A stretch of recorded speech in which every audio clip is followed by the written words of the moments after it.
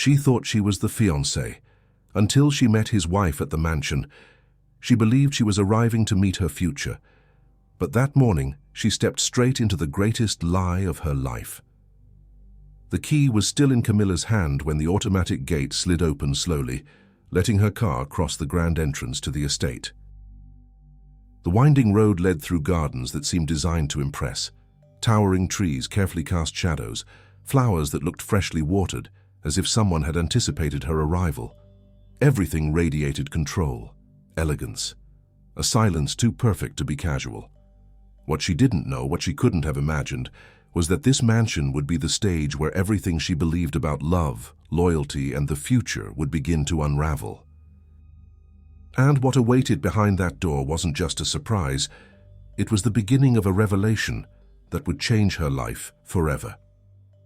The car rolled to a stop in front of the mansion's grand entrance, an old and imposing structure with towering columns, sunlit white walls, and massive windows that reflected the blue sky like silent blades. Camilla turned off the engine and drew in a deep breath. The salty air of the coast mingled with the scent of blooming flowers from the front garden. The air felt denser here, somehow heavier with meaning. Or maybe it was just her expectation pulsing too loudly in her chest. She had imagined this moment countless times throughout the week. Eduardo had spoken about it with such excitement the weekend away, the chance to show her the family's country estate, the escape from the city's frantic pace.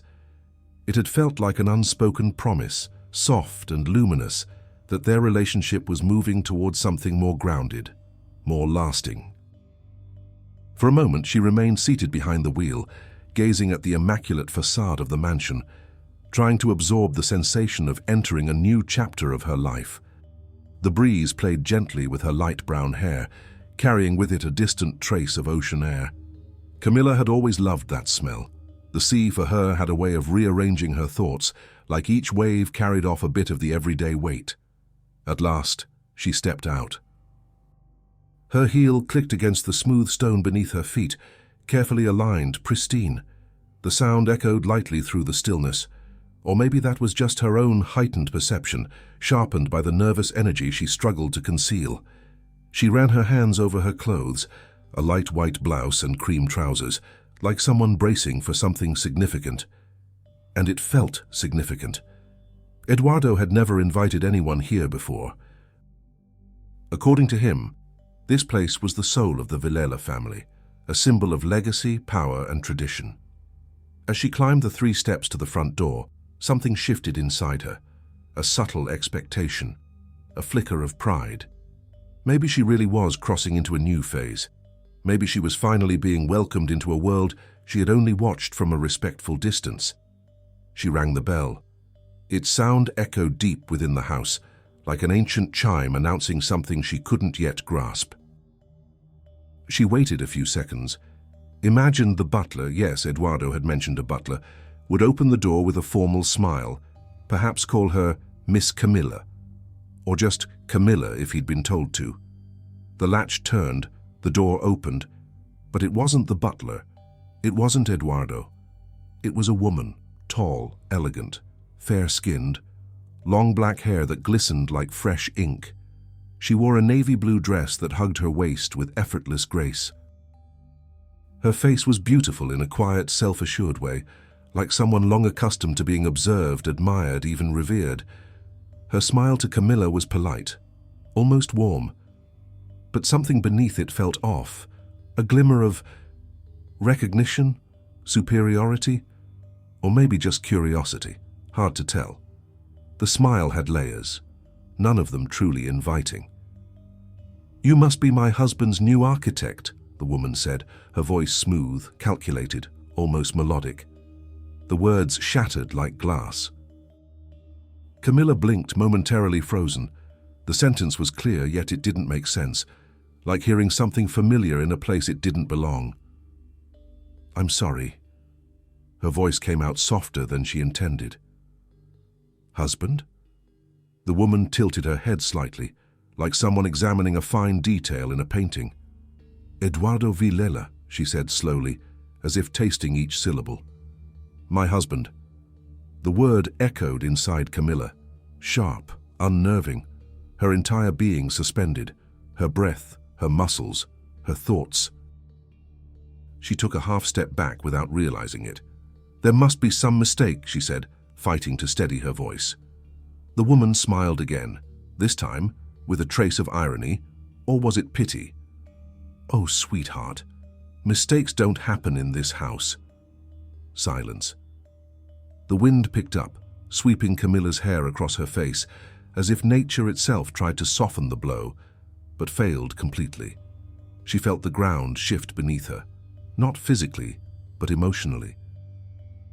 Everything she thought she was building with Eduardo, a steady relationship, a promising future this weekend together, began to dissolve, like fresh ink under a sudden rain.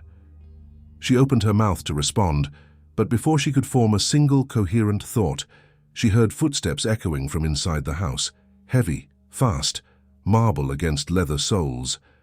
Eduardo appeared at the door. He wore a pale blue dress shirt, sleeves rolled to his forearms. His face, usually composed, now carried the strained expression of uncomfortable surprise. But it was his eyes that struck Camilla, eyes clouded with guilt, urgency, and something else. Fear, carefully contained. "Camilla," he said softly, as if lowering his voice could somehow control the fallout. "I can explain." The woman beside him let out a short, elegant laugh, devoid of any joy. "Oh, Eduardo, you always can, can't you?" He glanced at her quickly, part irritation, part silent plea. But she wasn't in the mood to grant him silence. Camilla felt a tightness in her chest, a mix of disbelief and pain. The question escaped before she could temper her voice. "Who is she?" Eduardo paused. Just 2 seconds. But it was enough. Camilla saw the truth in that silence. The woman answered for him. "I'm Beatrice, his wife." Camilla's world didn't crash loudly. It collapsed quietly, inwardly, devastatingly. Not like a sudden explosion, but like a slow fracture through the soul, a hidden fault line cracking open until everything fell apart. Her throat burned, but she didn't flinch. She didn't cry. She didn't scream. She stood frozen, still, eyes glazed with shock. Eduardo took a step toward her. Camilla instinctively stepped back. "Camilla, please. It's not what it looks like." Beatrice raised an eyebrow. "Of course it's not," she murmured. "It never is." The silence between the three of them thickened, heavy as a velvet curtain suspended in air. Camilla inhaled sharply, a desperate attempt to steady herself, to keep her trembling hands from giving her away. But they trembled anyway. The shock was too sudden, too raw. "I think I should leave," she said, voice barely audible. Eduardo took another step, reaching out, as if he could catch her with the air between them. "No, please stay. I need to talk to you. Alone." Beatrice chuckled again, softer now, but still laced with bitter amusement. "He always needs to talk," she said, eyeing Camilla with something close to sympathy. "But he rarely tells the truth." Eduardo closed his eyes, like someone searching for patience, or maybe courage. "Camilla, please listen. She's provoking you. We've been over for a long time. I should have told you differently, at another moment. I was going to explain everything this weekend." Camilla studied him, searching for any trace of the man she thought she knew. The kind, attentive, magnetic man, the one who held her hand at dinner, waited for her at airports, brought her coffee during long workdays. That man was vanishing before her eyes, replaced by someone full of shadows, omissions, and secrets. "Tell her, Eduardo," Beatrice said, arms folded. "Tell her which part you plan to explain." "The marriage? The family? Or the fact that you still bring women to the house you share with me?" The words landed like a stone. Camilla drew a sharp breath. The blow hit deep. Her mouth filled with a bitter metallic taste, as if her body had taken over, responding to betrayal in its own silent language. Eduardo turned sharply toward Beatrice. "That's not true, and you know it." "No?" Beatrice asked mockingly. "Then tell us, What is true, Eduardo? The silence that followed felt endless. Something shifted inside Camilla. A thin layer of armor began to form, as if her body, wiser than her mind, knew it needed to protect her from further damage. It wasn't anger, not yet. It was instinct, emotional survival. "I need to understand what's going on," she said, voice low but steady.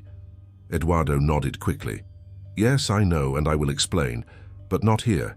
Can we talk outside? Just the two of us?" Beatrice tilted her head slightly, like someone watching an intriguing scene unfold. "He always says that," she said, locking eyes with Camilla. "But believe me, darling, the longer you wait for the truth, the more it hurts." Something in those words hit Camilla like a nerve exposed. The weight of the moment pressed in again, but this time she didn't look away. "I'll hear what he has to say," she replied, eyes steady. Beatrice smiled, pleased. "Then welcome to the Villela estate." The way she said the family name sounded more like a warning than a greeting. Eduardo exhaled deeply and gestured for Camilla to follow him toward the garden. She hesitated but followed, not because she trusted him. That trust had shattered the moment the door opened, but she needed answers. She needed to hear them from him. She needed to grasp the full scope of the lie she was now trapped in. As she walked beside him along the side corridor of the mansion, Camilla felt the weight of everything she'd left behind at that front door. Her emotional innocence, her hope, her naive faith in what they were building. It was all beginning to unravel, and she had no idea how deep the damage would go. The garden was quiet, except for the soft rustling of leaves in the breeze. Eduardo stopped near a small fountain, its water falling in a slow, steady stream. He turned to face her.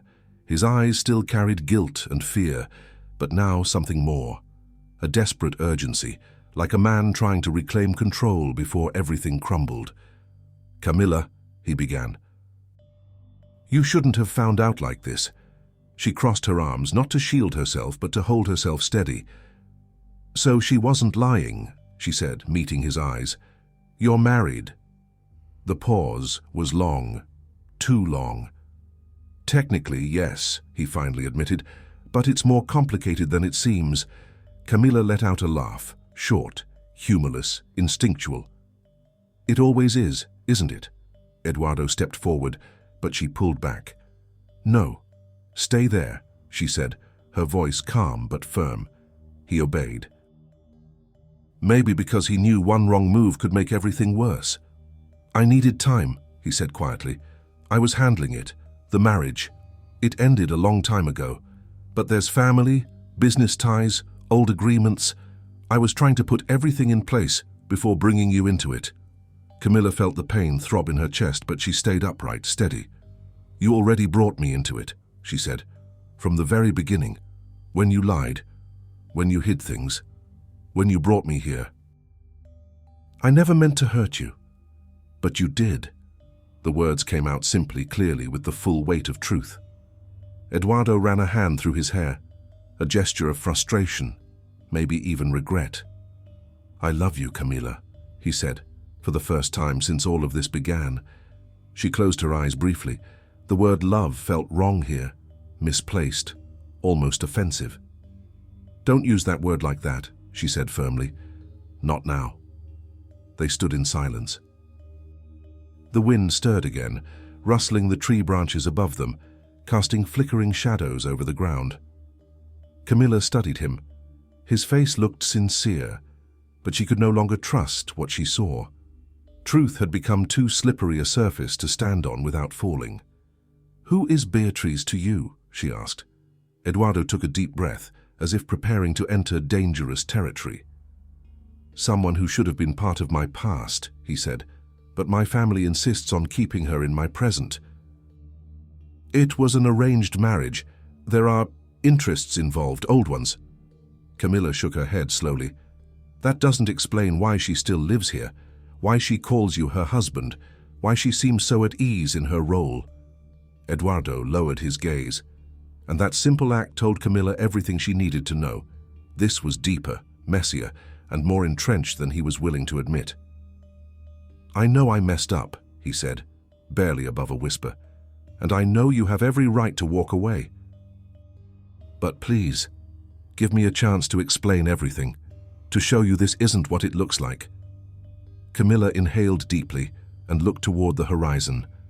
The breeze carried the scent of the sea, and for a moment she closed her eyes, seeking comfort in the familiar. But it didn't come. When she opened her eyes again, something in her had changed. She no longer looked naive, no longer seemed willing to accept vague answers. "I don't know what this is, Eduardo," she said. "Not yet. But what you've done changes everything." He looked like he wanted to respond.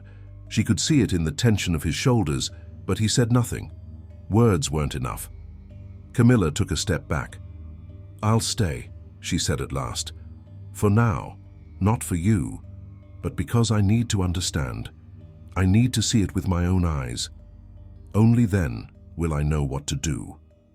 Eduardo nodded. Relief flickered across his face, but it vanished just as quickly. He knew nothing had been resolved.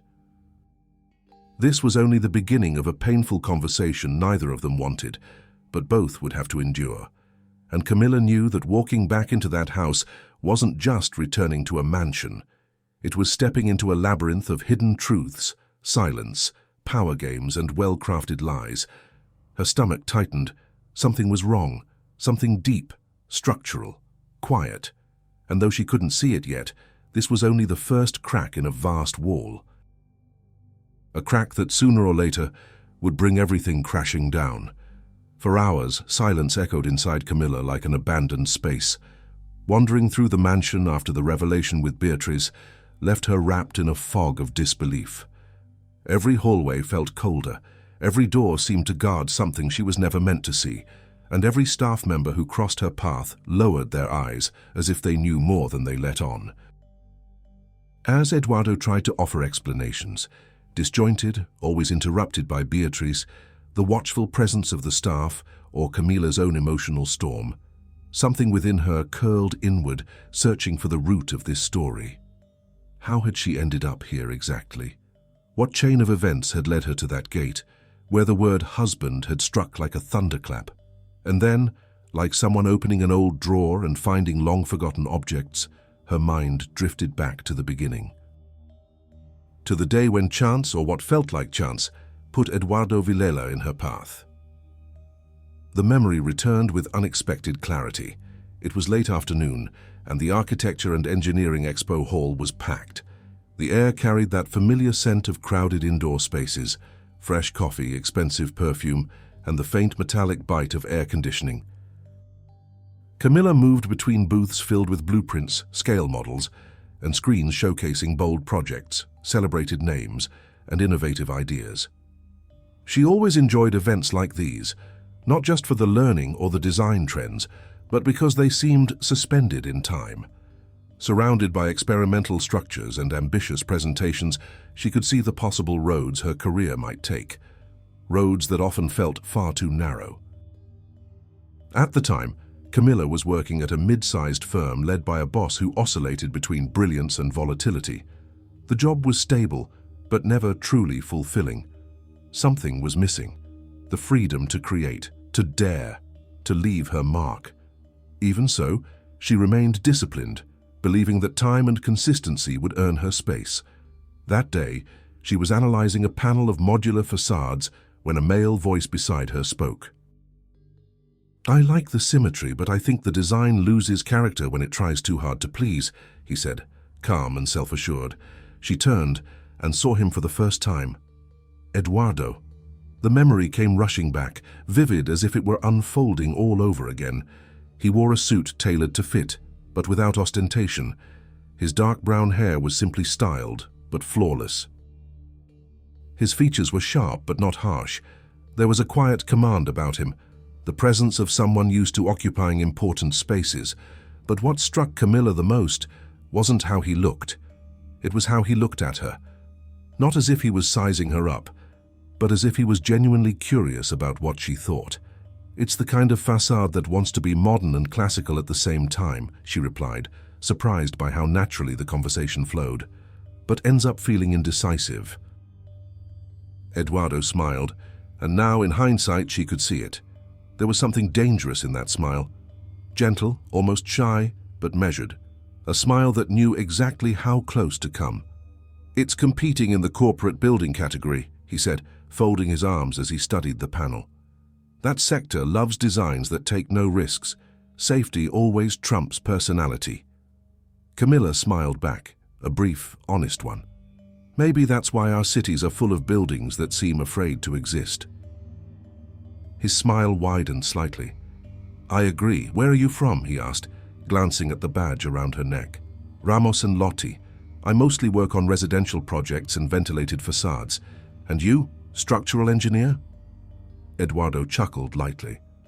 "Something like that." He turned his own badge for her to see. Vilela Ingeniería y Patrimonio. The name didn't strike her at first. Camila didn't follow the world of big developers closely, but the surname had a certain weight. A sound that hinted at legacy, a signature that carried decades of presence in the real estate world. "Oh," she murmured. "I've heard of it." "Well, I hope for the right reasons," he said playfully. The atmosphere between them felt easy, unexpectedly so, a lightness she rarely experienced with strangers.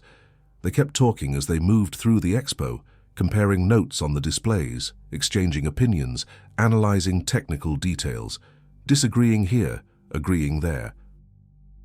Throughout the conversation, Eduardo never once lost focus. His gaze stayed on her, not intrusive but attentive, as if every word she spoke deserved to be heard and remembered. As the event drew to a close, he asked casually, "Do you have plans now?" Camilla shook her head. "No." "Perfect." He smiled, subtle, effortless. "Then may I escort you to the coffee lounge? I think we still have a lot to debate about indecisive facades." The way he said it, with humor and ease, disarmed any hesitation she might have had. And so they walked together. For nearly an hour, they talked about work, their careers, their hopes for the future. Eduardo asked about her current projects, the challenges she faced at Ramos and Lotti, her aspirations. And every answer she gave felt like it landed somewhere meaningful. He listened, not just with curiosity, but with genuine presence. It was rare. Too rare. When they finally said goodbye that evening, Eduardo asked for her number.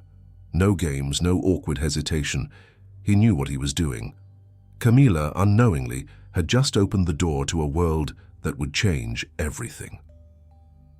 In the days that followed, Eduardo remained present. He'd text in the morning, not too much, never overstepping, just enough to show he remembered her. He asked about work, referenced the projects she'd mentioned at the expo, shared articles on sustainable architecture, videos from international design talks, and photos of buildings he found inspiring. It wasn't just attention, it was intention, and it made Camilla feel seen, not just as a professional but as a person. Their first official date came 2 weeks later, a quiet restaurant downtown. Eduardo had picked a table near the window, where the soft streetlight filtered in and made everything feel warm and inviting. The conversation flowed easily, peppered with sincere laughter and eye contact that grew longer with time. Eduardo spoke about his life with a touch of guardedness, but nothing suspicious. He mentioned his traditional family, the heavy burden of expectations, the pressure of managing large-scale projects.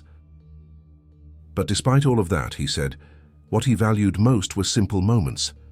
Sometimes, he confessed, looking down into his coffee cup, all I want is silence, and someone I can talk to, really talk to. That's rarer than it should be. And in that moment, it made sense to Camilla. It felt honest. It felt human.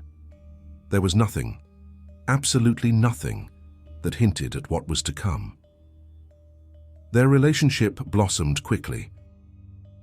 Too quickly, perhaps, something Camilla could now see in hindsight, but back then it all felt natural, organic, like two paths that had finally converged after running parallel for too long.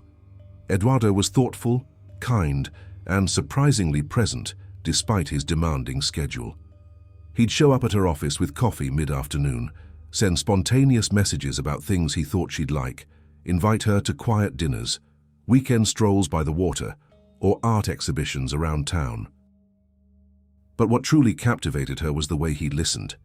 Camilla had met men who talked too much about themselves, men who tried too hard to impress, men who corrected technical terms mid-conversation just to prove a point.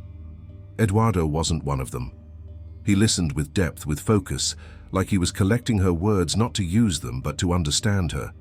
It didn't feel manipulative. It felt like care. At least, that's what she believed. He also admired her mind, genuinely. He praised her vision, her creative approach to seemingly straightforward projects. His compliments never felt condescending, never came from a place of superiority.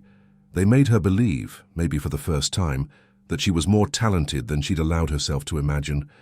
The relationship was good, too good, almost suspiciously good. By the end of the first month, Eduardo invited her to visit a plot of land where he wanted to build a sustainable housing project in partnership with his firm. He said he needed someone with vision, someone who could blend form and function, someone he could trust. "I trust you," he said, gently taking her hand. There was something in the way he moved, each gesture subtly lit by an unspoken promise. Little by little, he was shaping the future Camilla began to imagine with him. The weeks that followed, moved in a smooth rhythm, almost choreographed. They saw each other more often. Eduardo grew increasingly present. Camilla began to think that maybe this was love, or at the very least, something moving steadily in that direction. And then he mentioned the country house. The way he spoke of it sparked immediate curiosity. He described it as a sanctuary, where he'd retreat from the pressures of the city, clear his head and reconnect with himself. He told her the house had been in his family for generations, filled with old memories, and that whenever he needed to breathe, that was the place he went. "I want to take you there," he said one quiet evening as they walked along the shoreline. "I want you to see it. Spend a weekend with me. No interruptions, just us." It was the kind of invitation that carried a deeper meaning, a quiet threshold, an unspoken shift to something more. Camilla hesitated for only a moment. Deep down, she felt honored, moved. It seemed as if Eduardo truly wanted to open an intimate part of his world to her, to reveal something sacred. She said yes. And over the following days, Eduardo seemed unusually excited. He spoke about the house in vivid detail, described the view, the garden, the old architecture, the stained glass windows. He painted such a rich picture that Camilla began to feel emotionally connected to the place before even setting foot inside. On the night before the trip, he took her to dinner. He was more affectionate than usual, more attentive, more present. There was a controlled euphoria in him, like someone preparing something meaningful. He looked into her eyes for a long moment, as if to be sure she was there, fully present, fully his. "I'm glad you're coming with me," he said, his hand resting over hers. "Truly." Camilla smiled and believed every word. The morning of the trip, she woke with a rare kind of anticipation. She carefully chose what to pack, imagining the quiet days they'd spend together. She included her laptop, sketchbooks, pencils, just in case they ended up discussing the project he'd mentioned. She packed everything with the delicate attention of someone preparing for the future. She started the car, turned on soft music, and rolled down the windows to let the breeze in. The sky was bright, blue, cloudless, and the drive to the country house felt like a prelude to peace. And then, like a silent blow you only feel once you're already on the ground, the lie began to unfold. First, it was the subtle pauses in Eduardo's phone calls, excusable at first. Then came the brief texts. The vague replies, the delayed meeting, the hesitation when she asked whether anyone else would be at the house that weekend. But Camilla didn't question it. Or maybe she didn't want to question it. Then the gate opened. The driveway stretched before her. And when she rang the bell and the door opened, the world as she knew it began to fall apart.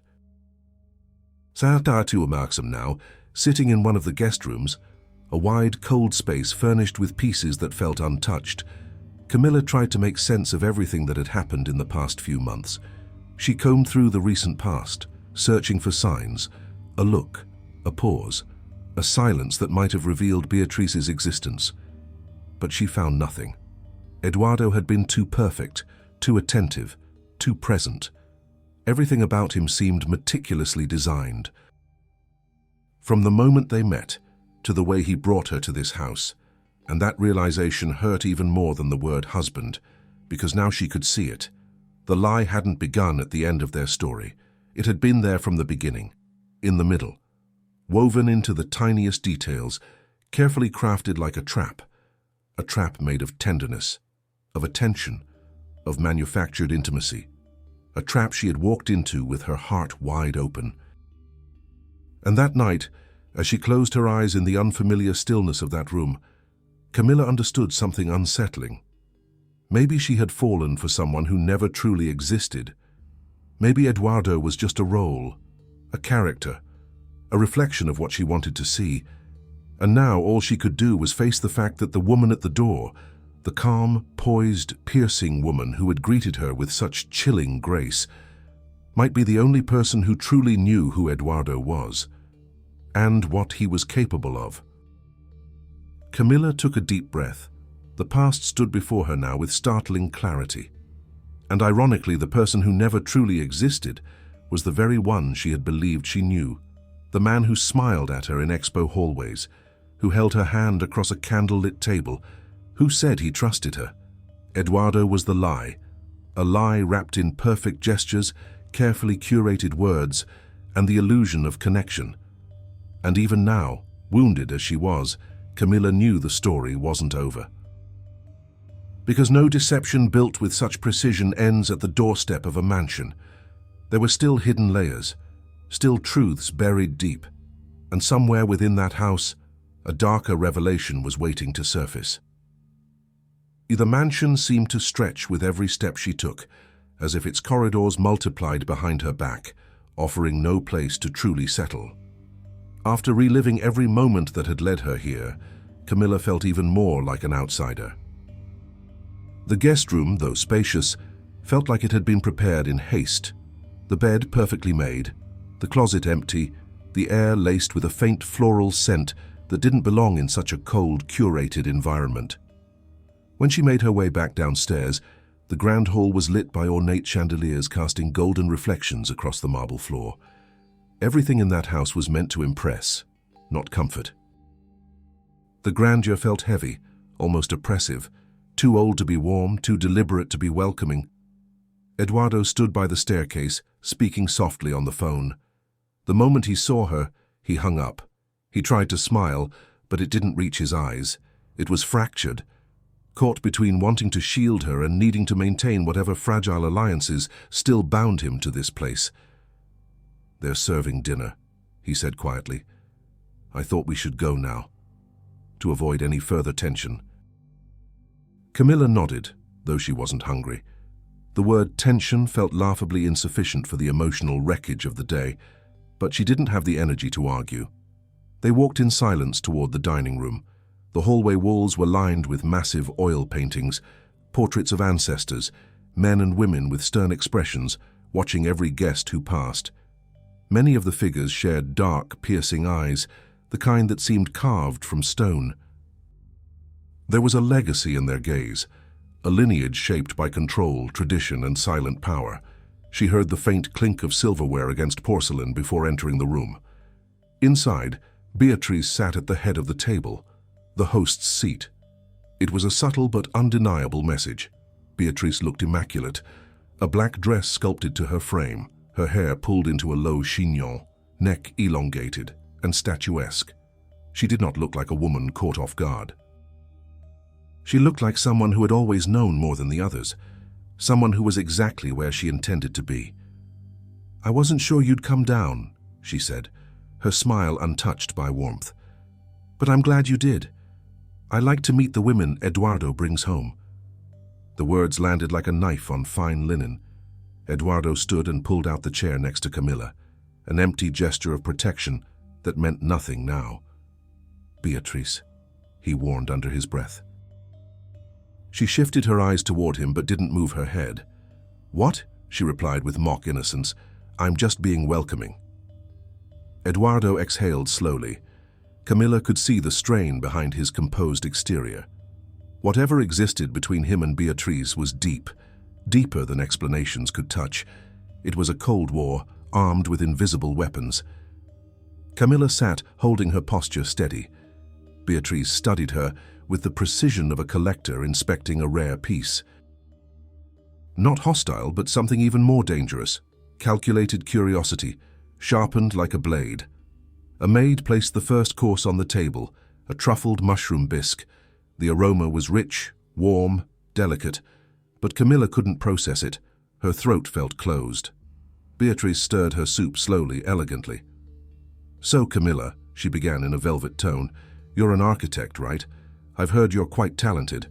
Eduardo has always liked talented women." Eduardo looked up, irritated. "This isn't helping." "I'm not trying to help," Beatrice replied calmly. "I'm just making dinner conversation." Camilla took a breath. She had to say something. She needed to hold on to her dignity in this shadow play. "Yes, I'm an architect," she said evenly. "I work mainly with residential projects. I've just started a new firm, actually, focused on sustainable design." "Admirable," Beatrice interrupted, lifting one brow. "A woman who builds things, unlike me. I was raised to preserve what others had already built." The words were simple, but the meaning beneath them ran deep. A buried resentment, a veiled commentary on roles, expectations, and perhaps the nature of her marriage to Eduardo. Camilla realized then, Beatrice wasn't just an emotional obstacle. She was history. She was sacrifice. She was legacy. Eduardo tensed. "Beatrice, please." "If you'd like to control the conversation, Eduardo," she said, still poised, "then sit here." She gestured to the head of the table.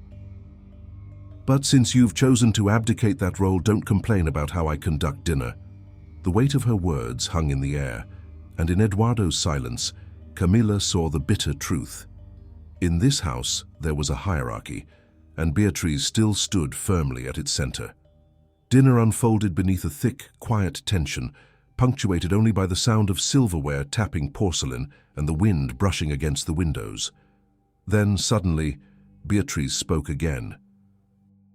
"So, Tune, when did you two meet?" she asked, her tone far too casual to be innocent.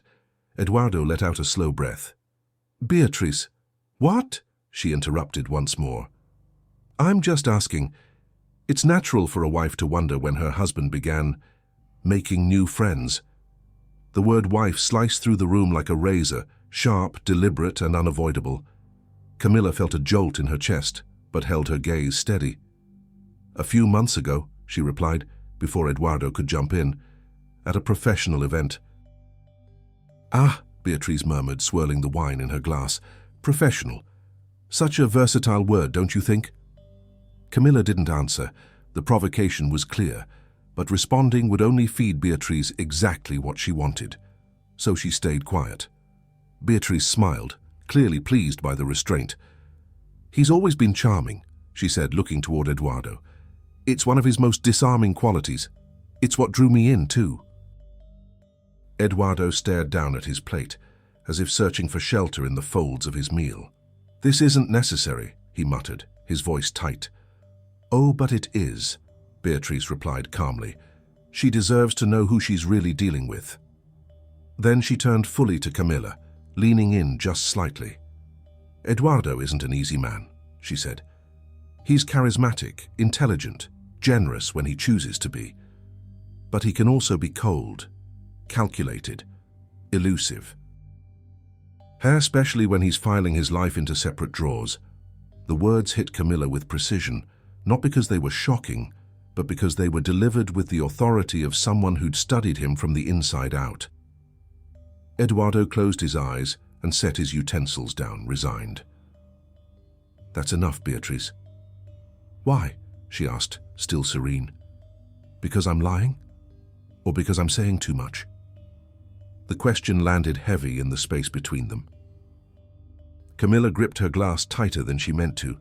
She felt the chill of the crystal, the smoothness of its surface, the faint tremor from her unsteady hands. "Do you still love him?" Camilla asked, an impulse she hadn't even meant to release. The silence that followed was deep, almost tangible. Beatrice slowly placed her wineglass back on the table. Her eyes, dark enough to absorb the light around them, locked onto Camilla's. "Love," she echoed, as if tasting the word for the first time. "I'm not sure that's the right term. Love requires reciprocity. And what we have here—" she paused, thoughtful, controlled. "What we have is a story too long to summarize in a single answer. But I will say this.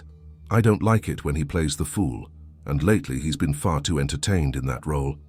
Eduardo narrowed his eyes. "You're crossing the line." "Line?" Beatrice laughed, a brief, blade-sharp sound. "We crossed every line the day we said yes to this marriage." The air around them thickened. The pain in Beatrice's gaze wasn't masked, not really. She cloaked it in irony, but it still pulsed beneath her elegance. This was a woman deeply wounded, not by coincidence, but by a system of unspoken expectations and generational bargains. And suddenly Camilla saw something that made her skin prickle. Beatrice wasn't just the betrayed wife. She was the keeper of the ruins. The one who knew every hidden passage, every crack in the walls, every lie that upheld the Villela name. And she had learned over time to turn those cracks into weapons. "Camilla," Beatrice said, returning to a softer, more composed tone, "I don't blame you, truly. Eduardo has a way of seeming free, but he's not. He never was, and he never will be." The words settled like a final seal. Eduardo stood up abruptly. "Let's go," he said to Camilla, voice low and clipped. "We don't have to continue this." Beatrice remained seated, watching them with a composed smile, like someone witnessing a scene she'd seen unfold 100 times. Camilla rose slowly, and as Eduardo walked ahead, eager to lead her away from the wreckage, something tugged inside her, a quiet instinct, a need to turn around. So she did. Beatrice was still watching her. Those eyes, dark as the night outside, held no anger, only certainty. Certainty that Camilla didn't yet understand half of what was really happening. Certainty that Eduardo was hiding far more than he admitted. Certainty that the truth would surface, sooner or later. And in silence, Beatrice mouthed words Camilla didn't hear with her ears, but understood with devastating clarity. "You have no idea." As Eduardo reached for her again, guiding her toward the hall, Camilla felt it, an invisible presence at her back. The chilling sense that something vast was about to collapse, that this house wasn't just stone and wood, it was breathing. The meeting between the two women had happened, and it had left its mark. Deep down, Camilla knew Beatrice hadn't answered the door by accident. She hadn't said "my husband" on impulse. She hadn't dropped casual comments by mistake. Every word had been a calculated move on a larger board, and Camilla had just stepped into the game without even knowing the rules. As she exited the dining room and their footsteps echoed down the marble corridor, her heart pounded, not just from heartbreak, but from the growing awareness that Beatrice was not merely a scorned woman. She was a silent adversary, and this house held secrets embedded in its very walls, secrets that piece by piece would begin to whisper. The house seemed different after dinner. Not because the architecture had changed. The walls were still tall, the windows still reflected the moon's cold light, the stairways still gleamed in their silent marble, but because of something deeper, almost imperceptible, as if the mansion had finally exhaled the truth it had held, and now watched each of Camilla's steps with silent awareness. After leaving the dining room with Eduardo, they walked toward the hall. He tried to explain it with disjointed phrases, what he called inevitable misunderstandings. But they weren't misunderstandings, they weren't mistakes, they were facts, and Camilla felt it in every fiber of her being, as if each cell of her body understood she had crossed an invisible threshold in this house, and by doing so, entered unstable ground. "Let's talk tomorrow, calmly," Eduardo insisted, running his hands through his hair, agitated. "I promise I'll explain everything." Right now you're tired, I am too, and Camilla cut him off with a firm look. I'm not tired, Eduardo, I'm awake. More than you imagine. He opened his mouth to respond, but she raised a hand, asking for silence. There was something more important in that moment. The deep feeling that the entire house had something to say, something that would not come from Eduardo's words, something that would come from close observation and the courage to look beyond the obvious. I'm going to my room, she said. Tomorrow we'll talk. And she climbed the stairs without looking back. The corridor on the second floor was lit only by golden wall sconces, casting long shadows across the dark wood floor. The air seemed colder here, as if the mansion exhaled slowly, releasing faint breaths of ancient secrets. Camilla walked slowly toward the room. When the door closed behind her, she leaned her forehead against the wood for a few seconds, trying to organize the torrent of sensations she had been processing since arrival. The emotional weight pressed heavy as a suitcase full of regrets. But deep down, she knew sleep would not come. Not in this house. Not after everything she had heard, most of all after what she hadn't heard. She ran her hands over her face, feeling the warmth of her skin, the sting in her eyes. It wasn't just pain. It was indignation mixed with an inner alert she could not ignore.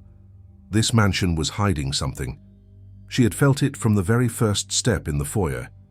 She changed into a simple pajama, tied her hair into a loose bun, and looked out the window.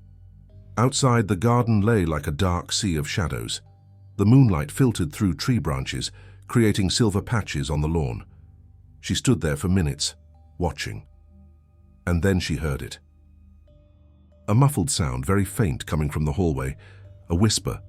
She turned her face toward the door, heart racing. It was like a distant voice, one that didn't want to be heard, but still insisted on existing. She followed the sound, pressing her ear to the door. Silence. And then again the sound. Two voices, low, quick, somewhere in the corridor. Camilla inhaled deeply and turned the doorknob gently, opening it just a crack. The hallway was empty. But the feeling of movement lingered in the air, like someone had just passed through. The faint scent of lavender reached her nose, not her perfume, not Beatrice's. Something else, something floral, old. She stepped out of the room slowly, keeping her feet light, trying not to make noise. The corridor seemed longer than she remembered. The dark wooden doors along the sides gave the sense of a labyrinth. And with every step, Camilla felt herself entering a space that didn't belong to her, but one she was compelled to explore. She walked a few meters until she heard another sound, this time clearer, a door closing, someone slipping it shut softly, as if they didn't want to be heard. Camilla held her breath. The door was at the end of the corridor, a door that, when she had first walked this way, had been ajar. Now it was shut, completely. She approached. Each step barely audible over the quiet floorboards. She stopped before the door. There was no number on it. None of the other doors on this floor had numbers, but this one felt different, maybe because it had a silver latch, while the others had golden ones. Camilla raised her hand, touched the cold metal of the latch, and before she could decide whether to turn it or not, she heard footsteps behind her. Swift, controlled. She turned instinctively. One of the housemaids stood there holding a bucket and a cloth. She was a middle-aged woman, short, with her hair pulled back into a tight bun. But it was her eyes that stood out most. Dark, sharp, far too alert. "Are you lost, ma'am?" she asked in a neutral tone. Camilla lifted her chin, trying to appear more confident than she felt. "I just heard a noise," she replied. "Thought someone might need help." The woman narrowed her eyes, as if assessing not just the answer, but the intention behind it. "Everyone in the house has retired for the night," she stated. "It's not safe to wander the halls after dark. The house is old." Camilla sensed there was a second layer to that sentence. It wasn't about physical safety. It was about something else, something the maid couldn't say outright. "I understand," Camilla said. "I'll go back to my room." But the maid didn't move. Her eyes drifted to Camilla's hand, still resting on the silver latch of the door. "That room is not in use," she said. Camilla slowly withdrew her hand. "Who uses that room?" A long pause, long enough for the question to hang in the air like a weight. "No one," the maid replied. "No one in a long time." The rest of the answer came not in words, but in the look the woman gave her before turning and walking down the hall. A look that said, "Don't open doors you shouldn't. Don't uncover what you're not ready to know. This house does not belong to you." When the maid disappeared around the corner, Camilla stood there for a few moments, absorbing the heavy silence that had returned. Then she went back to her room. But sleep was no longer an option. She woke before dawn, or rather, she got up before her body even asked for rest. The soft morning light crept through the curtains, casting silver stripes across the wooden floor. She walked to the bathroom and splashed cold water on her face. Staring into the mirror, she saw a slightly altered version of herself. Her eyes were sharper, her expression firmer. She was no longer the woman who had arrived full of hope. She was someone standing at the edge of a revelation. She dressed in comfortable clothes, dark jeans and a light knit sweater, and decided to explore the house while it was still quiet. She descended the stairs in silence. The mansion felt suspended in time at that hour. The air was cool, as if the house were waking slowly without rush. The scent of freshly brewed coffee drifted in from the kitchen, but no one was in sight. She walked into the main living room. The old portraits on the walls seemed to watch her more intently that morning, as if the ancestors of the Villela family were trying to guard their history from prying eyes. As she moved through the room, she heard it again, a distant sound, a laugh. Low, muffled, a woman's laugh. Her heart skipped. It came from the kitchen. Camilla walked toward it with firm steps. When she entered, she found two maids talking by the counter. One of them was the woman who had approached her the night before. The other, younger, was washing fruit while speaking in hushed tones. They fell silent when they saw her. The older woman offered a forced smile. "Good morning, Miss Camilla," she said. "Would you like some coffee?"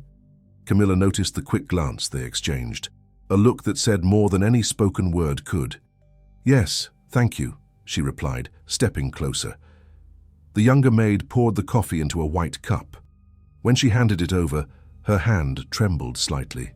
Camilla noticed, and she also saw that the girl avoided meeting her eyes. "Have you two worked here long?" Camilla asked, keeping her tone neutral. The younger one replied too quickly. "I just started not long ago." The older one gave her a side glance, as if silently warning her to stay quiet. "The house is old," the older maid said, deflecting the question. "The family's lived here for generations." Camilla sipped the coffee and studied them both. Then the younger one slipped up, almost as if thinking out loud. "He never changes, does he?" The silence that followed was instant and sharp. The older maid shot her a hard look, too quick, too cutting. Camilla felt the words cut through her mind. "He never changes." A phrase whispered so often it had become the house's own private proverb. "What do you mean?" she asked calmly. The younger maid paled.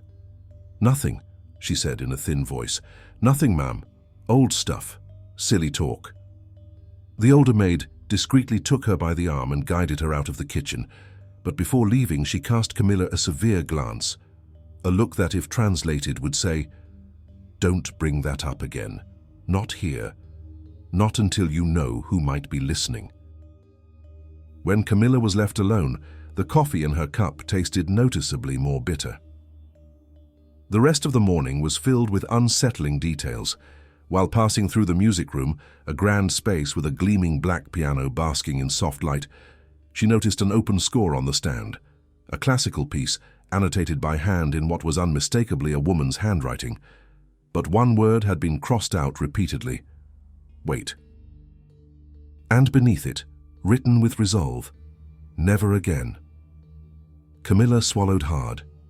In the side hallway, she saw half-open doors revealing immaculate rooms, like no one had slept there in years. Each space felt prepared for guests who never arrived. A museum lived in by the breathing. In the inner garden, she found a maid gathering fallen leaves. The woman was softly humming a tune, so faint it was almost lost in the breeze. But the moment she noticed Camilla, she stopped mid-note as if singing were forbidden. This house had invisible rules, unspoken rules, rules learned through fear, and Camilla was beginning to hear all of them. Every door she opened seemed to reveal fragments of a much larger narrative, a story that wove together Beatriz, Eduardo, and something too vast to explain in a few words. But what happened near the end of the morning changed everything. Eduardo appeared in the room, cell phone in hand, tension in his posture. "I need to step out for a few hours. Company matters. I'll be back before lunch." And with that, he left, not waiting for a response. Camilla stood still for a moment. Something felt wrong, very wrong. She decided to go to the study, a room Eduardo had never mentioned but that she had noticed while passing through the west wing the day before. The door was unlocked. She stepped inside. The room smelled of leather and polished wood. Towering shelves lined with perfectly arranged books framed a wide desk covered in neatly stacked papers, but what caught her attention was the bottom right drawer, slightly ajar, almost like an invitation. Camilla hesitated, but her intuition screamed for her to look. She crouched down, took a deep breath, and pulled the drawer open. Inside were several envelopes, all white, all unaddressed, all sealed, except one. Its flap was loose, as if someone had read it recently, or wanted someone to find it. Camilla pulled the letter out, and read. The message was short. The handwriting was feminine, the same as on the sheet music at the piano. It read, "I know you lie to her the same way you lied to me." Camilla felt the floor vanish beneath her. Before she could react, she heard a sound in the hallway. Footsteps, slow, deliberate. The door creaked open. And Beatriz entered, her expression calm, her hands folded in front of her. "Looking for something?" she asked. Camilla swallowed. The letter was still in her hand. Beatriz stepped closer, her gaze cold and exacting. "This house speaks," she said. "You just need the courage to listen." Camilla said nothing. Beatriz tilted her head slightly. "Welcome," she whispered, "to the Mansion of Whispers." The words hung in the air like a decree. And in that moment, Camilla finally understood. The house didn't just guard old secrets, it guarded scars, and she was about to uncover every one of them. When Beatriz uttered the words, "Welcome to the Mansion of Whispers," the very air in the study seemed to shift in density. It was as if the walls had absorbed the sound, returning only a heavy, static silence. Camilla remained still for a few seconds, holding the note between her fingers, feeling the thin paper, its edges slightly yellowed, as if it had been read dozens of times. Beatriz didn't look away. Her gaze belonged to someone who had nothing left to lose, and perhaps for that very reason had become dangerous. But beneath that intensity was something else, a fatigue too deep to be faked, a bone-deep weariness that settled in the corners of her eyes. "This house speaks, Camilla," Beatriz repeated, stepping closer. "It just doesn't speak to those who don't want to hear." The proximity between them seemed to contract the air. Camilla swallowed hard, aware she was standing at the edge of an emotional threshold, one she wasn't sure she wanted to cross. "This note," Camilla began, but her voice faltered. Beatriz finished the sentence for her. "It's not the only one." Her lips curled into a humorless smile. "And it won't be the last, if you choose to stay." A chill ran down Camilla's spine. "Why did you leave it here?" she asked. Beatriz raised an eyebrow. "Who said it was me?" Camilla took a deeper breath. "It was in the drawer." "Yes." Beatriz glanced at the desk with something like disdain. "The drawer where he keeps everything he doesn't want anyone to see. Strange that this note was so easy to find, isn't it?"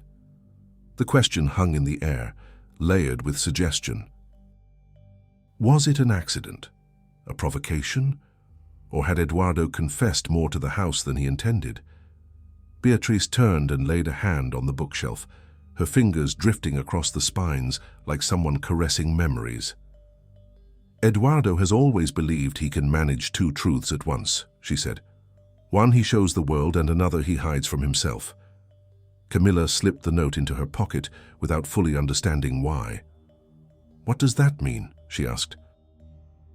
Beatrice turned toward her, eyes clear and tinged with sadness. "It means you know very little about the man you've become involved with." She sighed.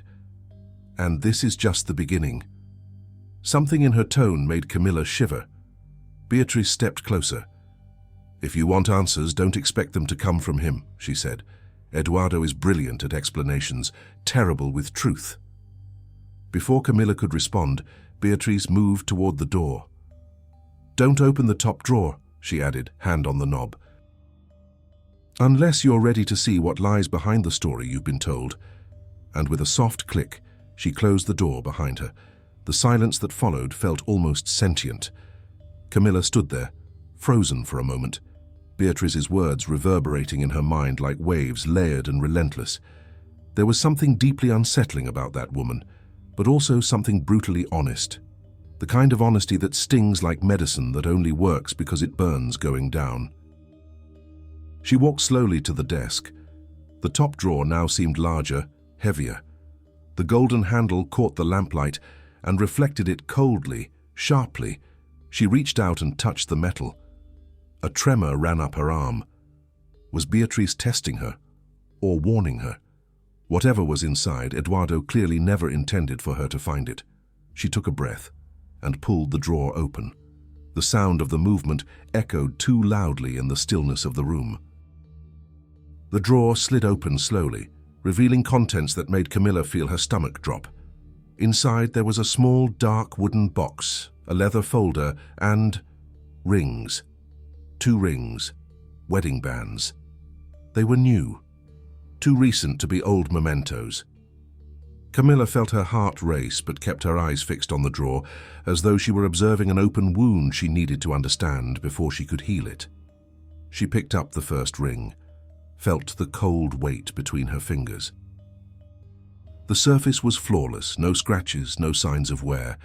It was a man's band, the kind men wear not for vanity, but because it represents something. Or should. Then she picked up the second ring, a little smaller, more delicate, but equally new.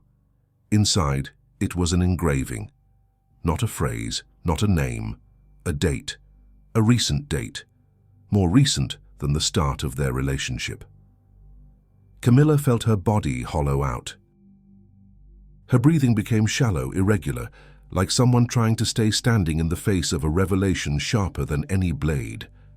She placed the rings on the table, side by side, as if trying to lend order to the chaos. Then she opened the wooden box.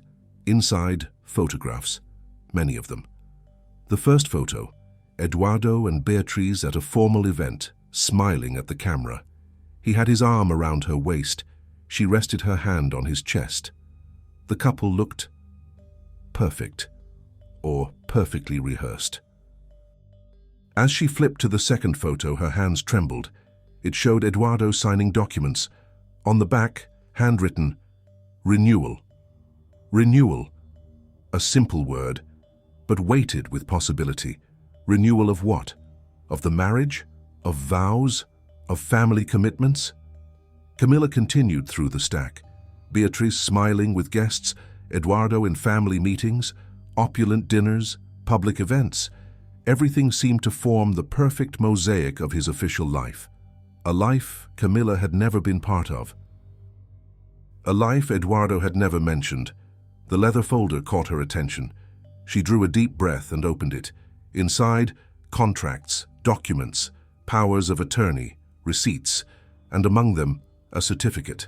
Not an old certificate, worn by time, a recent certificate, a marriage certificate, official, legal, valid.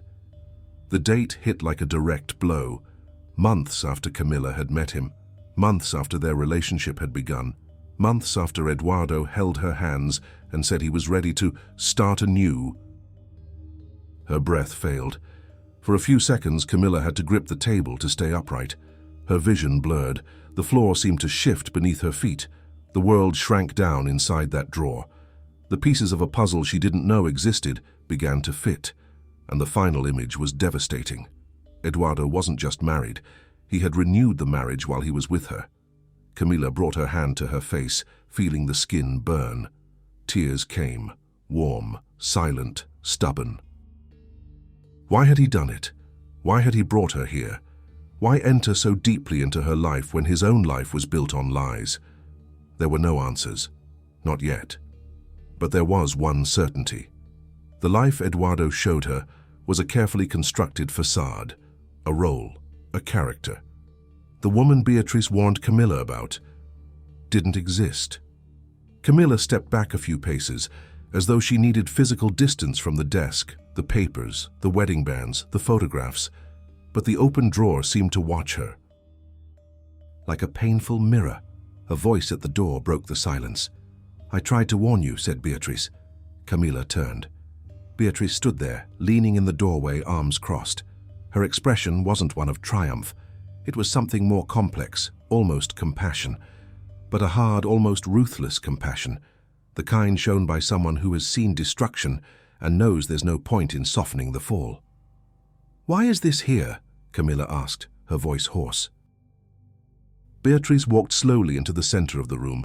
Her steps made no sound on the thick carpet. "Because Eduardo is a divided man," she said, "and divided men build ruins around them." Camilla pressed her hands to her chest, trying to steady her breath. "He said he would talk to me, said he would explain." Beatrice sighed. "Eduardo explains. He's always explaining." She looked Camilla directly in the eyes. "But truth, my dear, is not in his words. It's in his choices." Choices, yes. They'd always mattered. "He renewed the marriage," Camilla said, almost whispering. Beatrice's smile held no joy. "Of course he did. The family needs it. The name needs it. The business needs it. Eduardo is part of a system. He doesn't decide alone." "And me?" Camilla asked. "Where do I fit into this?" Beatrice took a long moment before answering, then said calmly, "You entered because he needed to believe he could be someone else with someone. You entered because he needed a place where he could exist away from the family's cords. You entered because he is selfish enough to want two worlds at once, but too weak to sustain either with truth." A knot formed in Camilla's throat. "So, was I a refuge?" she asked, voice broken. Beatrice shook her head slowly. "No, not a refuge." She stepped one pace closer. "You were hope. A hope he never dared claim." Camilla wasn't sure if that sentence brought comfort or devastation, maybe both. "He didn't tell me anything," she whispered. "No," Beatrice agreed, "because Eduardo lives in a world where silence doesn't hurt as long as everything looks untouched. He's grown used to thinking omission is different from lying. But it isn't. You discovered that on your own." The silence that followed felt heavy. Camilla ran her hands through her hair, feeling the emotional weight press her chest. "Why did you help me?" she asked, looking at Beatrice with confusion. "Why leave that note? Why say all this?" Beatrice hesitated, as though weighing whether it was worth speaking. Then she said, "Because I was you. I've been in the same place. I believed the same promises. I fell for the man he could be, and then I had to learn to live with the man he truly is." Camilla felt the impact of the words hit hard.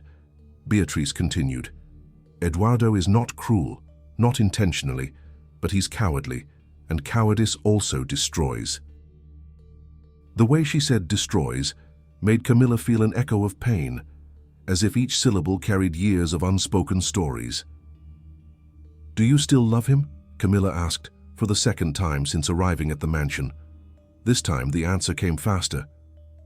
"I know him," said Beatrice, "and sometimes knowing someone deeply is a form of love you never chose, a love you no longer want to feel." A silent tear slid down Camilla's cheek. "And what do I do now?" she asked. Beatrice watched her for a few seconds, then approached and gently touched the table where the rings lay. "Now you decide who you want to be after this." Camilla drew a deep breath, and for the first time since arriving at the mansion, she felt she was beginning to grasp the true magnitude of this story. The mansion was not just a backdrop, it was a system, a living organism, a vault of secrets, and Eduardo wasn't an exception. He was a piece that for some reason had been placed in her life, or maybe pulled. Beatrice took a step back. "Don't fight me," she said softly. "I'm not your enemy."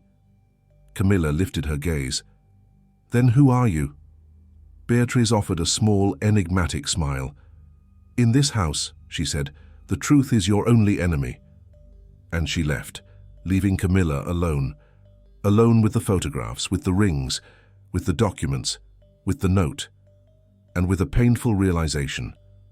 Nothing of what she had lived with Eduardo was what it seemed. And she was about to discover exactly how far his lies reached, and how much more it could hurt. The silence after Beatrice's exit was so heavy, it seemed to absorb all the air in the study. Camilla remained motionless in front of the desk, staring at the stack of documents that bore witness to a parallel life. The official life, the real life, the life Eduardo never dared expose. The wedding bands gleamed in the lamplight, like small fragments of an irrefutable truth. She took a deep breath, trying to find the inner axis that would hold her upright. But something inside her had broken. Not just love or trust. It was the realization that for months she had lived inside an illusion so convincingly built that it now felt absurd to think of all the times she believed his sincerity. She walked to the window. The view overlooked the side garden, where dawn was painting the sky a pale orange. The distant sea reflected the light in a melancholic shimmer. Everything was too quiet, too beautiful, as though the scenery had not yet learned of the upheaval unfolding inside these walls. Camilla placed her hands on the windowsill and closed her eyes. For a moment, she wished deeply this were a nightmare, something she could wake from with a racing heart, but with the assurance that her real life remained intact. But it was no dream. It was the manifestation of a lie so solid that in that moment it felt almost like a presence before her. When she opened her eyes, she saw her reflection in the glass. She didn't recognize that woman. There was a new shadow in her gaze, a subtle mark in her posture, a fatigue that had not been there the day before. It was as if, in less than 24 hours, she had traversed an entire emotional cycle, from hope to shock, from pain to outrage, from disbelief to clarity. And that clarity was heavy. The open drawer behind her seemed to breathe, as though each paper inside held life. The marriage certificate lay exposed, as if it watched everything unfold. The rings glowed with cruel irony. She could not stay there. She needed to leave the room. She needed to breathe away from the lies. But just then she heard footsteps in the corridor, quick, resolute, almost anxious. The door opened. Eduardo entered. His face was grim, tense, as though the house itself had summoned him back. He paused when he saw the open drawer. He looked at the rings on the table. He looked at the exposed certificate. He looked at Camilla, and he went pale. "Camilla," he began, his voice faltering. She did not reply. Her eyes remained cold, fixed on him. There was no anger, no despair, just clarity, a hard, steady clarity that made manipulation impossible. Camilla watched as Eduardo took a step forward, hands slightly raised, like someone approaching a wounded animal. "I can explain," he began. She let out a short, bitter laugh, her first truly bitter laugh. "Can you?" she asked softly. "Can you explain how you renewed your marriage while telling me you wanted to build a life with me? Can you explain why you never told me, why I had to find out like this?" Eduardo closed his eyes for a second, as though gathering strength. "I didn't want to hurt you." "But you did," she replied immediately. "And it wasn't an accident. It was a choice." Between them, the silence was so thick it felt tangible. Eduardo drew a long breath, running his hands through his hair, frustrated. He walked to the desk and picked up one of the rings, his fingers tracing the metal as though it were a dangerous object. "It's not that simple," he finally said. "My marriage to Beatrice, it isn't a real marriage. It's a family alliance, an arrangement, something that exists because of the name, the business, my parents. I didn't choose it." Camila lifted her chin. But you chose to stay. Eduardo swallowed. You don't understand what it means to carry an empire on your back, Camila. To maintain an image for hundreds who depend on you, there are obligations I can't just ignore. Can't? She asked. But you could ignore my life? Ignore my future? Pull me into all of this without even being honest with me? Eduardo moved closer, his expression pleading for understanding. I fell in love with you, that wasn't part of the plan. Believe me, I never expected to feel anything for anyone. And when I realized it, it was too late. Too late for what? Camila asked, her voice cool and exact. Too late to be honest? Silence answered. He had no defense. I love you, he insisted, desperation creeping in his voice. I wanted to run away from this life with you. I just needed time. Camila felt her body react, an abrupt gasp of air. The word love sounded almost offensive here. Love cannot survive cowardice, she said. Her words struck him like a direct blow. Eduardo reached out to touch her, but she stepped back. Don't, she said firmly. Don't try to reach me now. I've seen who you are. I finally saw who you are. He exhaled, eyes glistening with the kind of despair he'd never shown before. I can fix this. Camila met his gaze with steel. You can't, Eduardo. She pointed to the documents on the desk. This isn't a mistake. It's a whole system of lies, and you've lived perfectly inside it. Eduardo took 2 steps back, as though her words carried physical weight. I was trapped, he said. Everything I did was trying to free myself. No, Camila corrected coldly. Everything you did was trying to avoid consequences. That's very different. His eyes filled with frustration. You don't understand the pressure here. I don't, she agreed. And I will never understand. Because I refuse to live in a world where love must hide behind documents, contracts, and public dinners. You asked me to enter your life, but you didn't give me a door. You gave me a wall. Eduardo remained silent. Camila recognized for the first time that he didn't know what to do anymore. For the first time, Eduardo seemed small, vulnerable, nearly lost.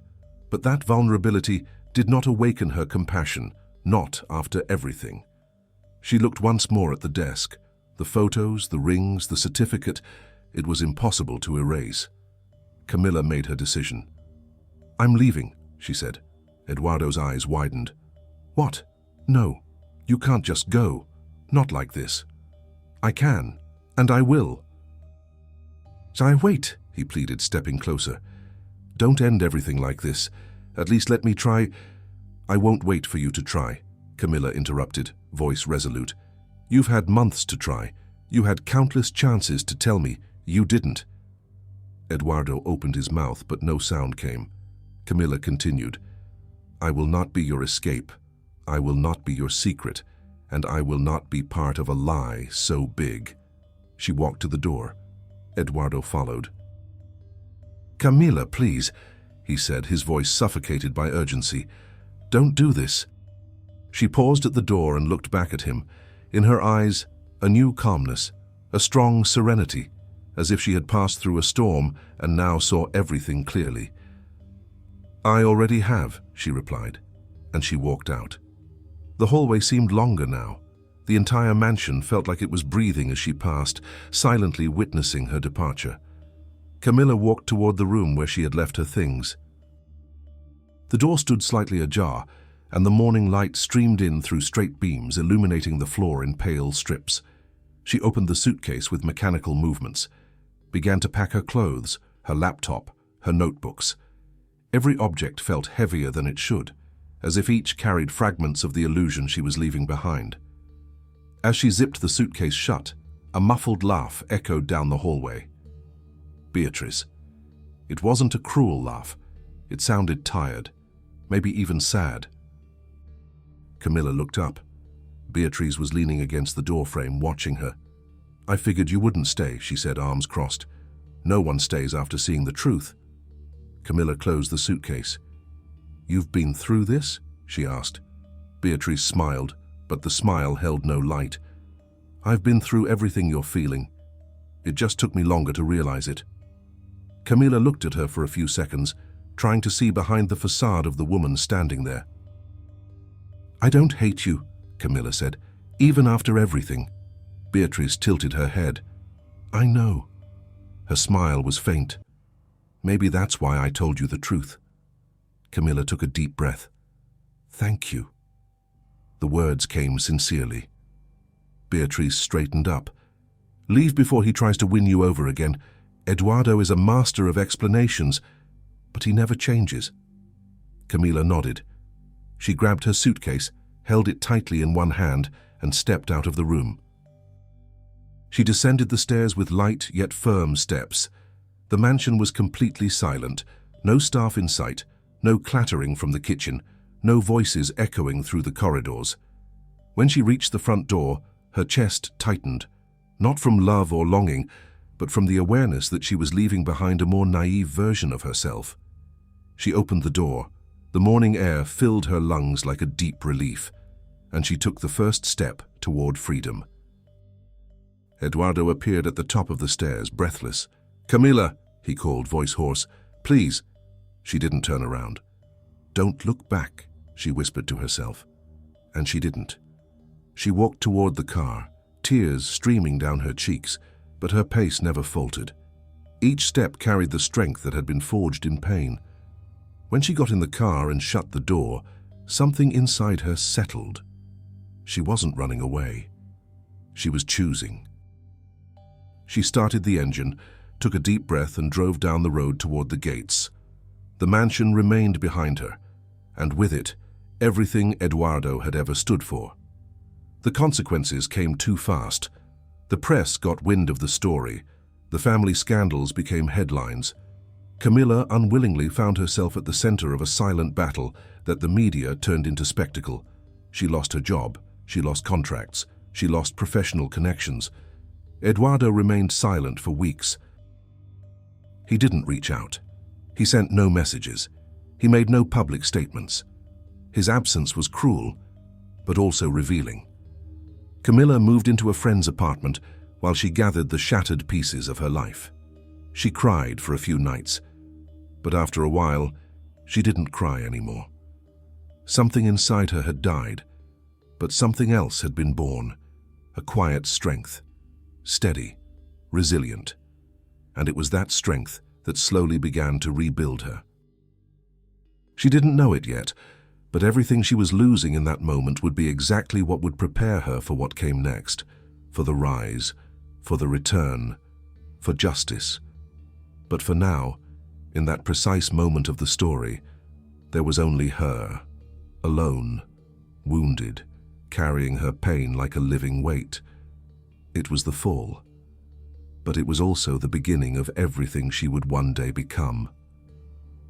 The first week after the fall was the quietest of Camilla's life. Quiet in a way that hurt. Not a deep, meditative, transformative quiet, but a rough kind of silence, the kind that makes a house feel bigger than it really is, that echoes through empty corners, that makes every small sound, the whistle of the kettle, the rain on the window, the hum of a phone, a painful reminder that the world outside kept turning while hers had frozen in place. Her friend Helena's apartment was small but warm. Wide windows, plants in every corner, books stacked in charming disorder, and a soft amber light that wrapped the space like a hug. Helena didn't ask too many questions. She didn't demand explanations or offer advice wrapped in ready-made phrases. She simply made space, just enough for Camilla to breathe without feeling watched.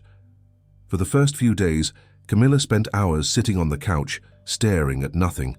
Her mind felt both too full and too empty. Thoughts came in waves, some painful, others confusing, some so sharp they sliced through the silence like blades. Eduardo didn't call, didn't text, didn't show up. Everything cut off. Everything abruptly ended. The media, however, didn't respect her silence. Gossip sites, celebrity columns, and sensationalist Instagram accounts began speculating about the Vilela family. Old photos of Eduardo and Beatrice resurfaced. Videos from family events were dragged out. Malicious comments flooded the internet. Camilla's name appeared for the first time in a clickbait headline, "Architect may be behind crisis in region's most powerful family." Then came others, harsher, more invasive, more absurd. She tried to ignore it, but the wound was still too fresh for any blow not to sting. Even so, the pain began to shift. It didn't vanish. It changed shape. It was as if the surface layers, the humiliation, the shame, the betrayal, began sinking deeper into the inner layers of herself, where they started to rearrange. Camilla felt, even in her grief, that something within her was strengthening. It wasn't reactive strength, it wasn't rage. It was something growing slowly like seeds beneath the soil. On the 10th day after leaving the mansion, she woke before sunrise. She opened the living room window and sat on the floor, her back against the wall. The city was still silent, lit only by streetlights and distant headlights. The dawn air smelled clean, like renewal. It was there, watching the empty street, that she realized something important. The mansion had broken her, but it hadn't destroyed her. And if she had survived that, she could survive anything. That was the first turning point. Camilla began reorganizing her life. First, the small things. She finally packed the suitcase that had been lying open in Helena's guest room. She folded each item of clothing as if rebuilding pieces of herself. She threw out old documents she no longer needed, deleted messages that didn't deserve rereading, and cleared an overflowing inbox. Then she resumed her physical routine, long walks, sometimes with Helena, sometimes alone, accompanied by soft music that helped her internal rhythm return. As days passed, her body began to respond. Her mind too. Then came the harder step. She opened her laptop and revisited her own projects, the ones she had abandoned over the past month, lost in the emotional fog caused by Eduardo. It all felt distant, like the work of someone else. But at the same time, something still pulsed in those designs, a spark of creativity. Her signature, proof that a part of her had survived everything. She took a deep breath and started again. First, slowly, then with more confidence, then with passion. She spent entire nights redrawing old plans, reworking digital mock-ups, learning new techniques and creating fresh ideas. The process was exhausting, but freeing. Rebuilding her career felt like rebuilding herself. Helena watched from a distance, smiling quietly, knowing the best help she could offer was giving Camilla the space to find her own rhythm. The first concrete opportunity arrived on a Tuesday afternoon. A college classmate, Clara, messaged her on Instagram. It was a short message, but decisive. "I'm opening a creative co-working space. Need someone to design the layout. Are you in?" Camilla hesitated for a moment, not because she lacked confidence, but because the sting of recent public exposure still lingered. She feared rejection, gossip, that Clara might face backlash for working with her. But then another message came, dissolving her doubts. "And before you say no, I know what you're capable of. I don't care about the rest. I want you on this." The words struck deep. They were an unexpected comfort, a gust of courage. She said yes, and just like that, the first spark of her rise was lit. The months that followed were intense. The co-working project quickly gained attention among local creatives. Its modern, minimalist functional design drew in clients, and Camilla's name began circulating again, not through scandal, but through skill. At first, the jobs were modest, redesigning commercial rooms, interior concepts, quick consultations, but each project helped rebuild her emotionally. Each satisfied client returned a piece of her lost self-esteem. Each compliment laid another brick in the foundation shattered by Eduardo. In time, Camilla took a risk. She launched a small studio, not yet a physical office, but an identity, a name, a brand, a clear aesthetic. Helena helped her set up a website. Clara referred her to clients. More contacts followed. In 6 months, she had more work than she could handle alone. She hired an intern, then an assistant, then a freelance designer. Things were happening, and for the first time in a long time, Camilla felt proud when she looked toward her future. Meanwhile, the Villela empire was unraveling. Financial scandals began to surface, fraudulent contracts, broken partnerships, old allegations resurfacing, emergency audits, internal investigations. The press wouldn't let go of the family's name for weeks. Once a symbol of tradition and stability, the Villelas had become headlines of chaos. Camilla watched the news in silence, her reaction a blend of discomfort and detachment. There was no satisfaction, no thirst for revenge, just the understanding that collapse was inevitable. Systems built on lies tend to fall apart the moment the first piece slips, and Eduardo had been that piece. He had shifted the structure without realizing, and everything else crumbled.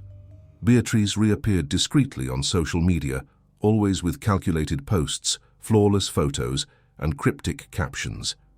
It was impossible to know what she truly felt, what life looked like now inside that mansion, which seemed even more desolate. Eduardo, on the other hand, vanished completely. No new photos, no interviews, no public appearances. Camilla didn't try to find out more. It wasn't her concern anymore. No curiosity, no relevance. Her focus had shifted to growth, to rebuilding, to rebirth. The true turning point came 1 year later. Camilla received an email from an institution she had once considered unreachable, Villela Foundation for Social Projects. She opened it puzzled. It was a formal invitation to participate in a closed bid. The project was ambitious, the new headquarters for the foundation, a modern, sustainable, symbolic building that would serve as the family's new public face. It was ironic, it was symbolic, it was almost poetic. But more than that, it was an opportunity. Not because of Eduardo, but because it meant the market finally saw her for who she was, skilled, creative, professional. Camilla took days to decide. There was emotional weight there, no denying it. Working behind the scenes for the same family that had crushed her heart felt dangerous in a way. But a part of her knew she needed to face it, not for revenge, but for her own healing. She accepted. Entered the competition. Didn't use the Villela name as leverage. Didn't bring up her history with Eduardo. Didn't ask for favors. Didn't cut corners. She worked. Spent sleepless nights shaping the design. Endured exhausting meetings with her team. Pored over revisions. Ran precise calculations. Crafted flawless models. Presented bold yet feasible ideas. The project had essence. It had soul. It had Camilla. On the day of the pitch, she prepared like a quiet warrior. She wore understated elegance, tailored black pants, a soft grey silk blouse, her hair in a low chignon. No excess, no theatrics, just poise and conviction. As she entered the foundation's boardroom, her heart beat faster, not from fear, but anticipation. And then she saw Eduardo and Beatriz. They sat side by side, but they didn't recognize her immediately. Camilla was different now. She had presence. She had depth in her gaze. She had something unshakable. When she introduced herself, the room fell silent. Eduardo's eyes widened. Beatriz took a long breath, clearly caught off guard, but Camilla continued. No hesitation, no tremor, no faltering. She spoke about the project with elegance, detailing every architectural decision, every sustainable feature, every thoughtful solution. Her voice was steady, her delivery flawless. No unnecessary emotion, no reference to the past. When she finished, she collected her materials, thanked them, and walked out with the same grace she entered with. The two of them remained behind, speechless. The roles had reversed completely. They were the past. She was the future. 2 weeks later, the result came. Camilla had won, not because of scandal, not for revenge, not through influence, but through merit. She received a formal call from the foundation's board, praising the originality, the flawless execution, the aesthetic vision. After hanging up, She set the phone down on the table and sat in silence for a few minutes. She didn't cry. She didn't smile too widely. She didn't celebrate like someone who had achieved the impossible. She simply breathed and realized she had arrived at a place that just months before seemed unimaginable. This was her rise, peaceful, clear, steady. She had rebuilt everything from the ground up, and now, for the first time, she felt whole. Rooted deep enough not to fall again, even if the wind returned stronger than before. And so, without fanfare, without spotlights, without an audience, Camilla moved forward. Not for Eduardo, not for Beatrice, not against the family, but for herself. She was no longer the woman who arrived at that mansion thinking she was stepping into the life of the man she loved. She was the woman who walked out carrying her own life in her hands and rebuilt it like someone who knows how to raise something solid, beautiful, unshakable. The world didn't need to know. No one needed to applaud. She knew, and that was enough. Something inevitable hovered that morning, not obvious at first, but lingering in the air with the precision of an old omen. Camilla awoke before sunrise, just as she always did, when she sensed a cycle was about to close. Her room had wide windows, and the bluish dawn light brought a strange serenity, as if foretelling everything that was to come. She showered slowly, unhurried, letting the water fall over her skin as though preparing to cross a silent bridge. The steam rose, dissipated, and revealed her reflection in the mirror, a face firmer, more mature, more aware. There were subtle marks of sleepless nights from the endless work on the foundation project, but also a calm strength glowing in her eyes. She dressed with care. Cream-tailored trousers, a crisp white shirt with an elegant cut, and a light coat of fabric that draped flawlessly over her shoulders. Not showy, precise. The image of a woman who commanded her own space, a woman who knew the power of a quiet presence. She tied her hair in a low, simple chignon, no adornments, no pretense. Everything she wore that day seemed an extension of the new identity she'd forged. She picked up the portfolio with the final project documents, mentally reviewed every point she would present. No more nerves, no restlessness, just focus. It was the day of the meeting with the representatives of the Vilela Foundation, and, inevitably, the reunion with Eduardo and Beatrice. When she arrived at the parking lot of the corporate building of the foundation, the sky was already bright. Sunbeams glimmered off the mirrored glass facade. The building was commanding but not oppressive. Its clean lines, exposed concrete touches, and metallic details conveyed a sober, contemporary aesthetic. Camilla parked calmly, turned off the engine, and stayed there for a moment, hands on the steering wheel. It wasn't hesitation, it was preparation. A deep breath before crossing an emotional threshold where she was no longer captive, no longer a surprised visitor, no longer a casualty of a silent story. She was the protagonist. She got out of the car and walked to the main entrance. The sound of her heels on the marble lobby floor echoed almost musically. The space was ample, well lit, with strategically placed plants, polished receptionists, and a stream of people moving with purpose. At the desk, the receptionist looked up and smiled. "Good morning, name, please." "Camilla Duarte," she replied. The receptionist typed for a few seconds and nodded. "You're on the list." The meeting is in the Horizon Room on the 12th floor. The elevator on the right takes you straight to the executive level. Camilla thanked her and proceeded as directed. Inside the elevator, the moment felt almost cinematic. The mirror reflected a version of her that could never have existed if she hadn't crossed what she'd crossed. The soft light outlined her features with painful clarity, and at the same time, it freed her. On the 12th floor, the doors swished open softly. The corridor was silent, walls clad in light wood, minimalist artworks that looked more like architectural pieces than decoration. Ahead, a discreet sign read, "Horizon Room Executive Meetings." She walked to it, paused before entering, took a deep breath, turned the handle, and stepped in. The room was spacious, its floor-to-ceiling glass windows offering a panoramic view of the city skyline. A dark wood oval table stood at the center, surrounded by cushioned chairs, with neatly stacked documents placed in front of each seat. The moment she stepped inside, two pairs of eyes locked on her. Eduardo, Beatriz. Both stood instinctively, as if her presence had triggered something old and inevitable within them. Eduardo reacted first. His face paled slightly, struck by what looked like an involuntary memory.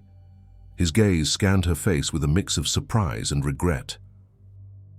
He seemed smaller than she remembered, not in stature but in presence, in weight. The family's downfall, the headlines, the legal chaos, all of it had stripped away the polished control he once wore so confidently. Beatriz, on the other hand, watched with calculated intensity. No shock, no tension, just recognition. She had expected this moment. Perhaps she had even foreseen it. Her posture was flawless, as always. She wore a tailored grey suit that framed her figure with elegance.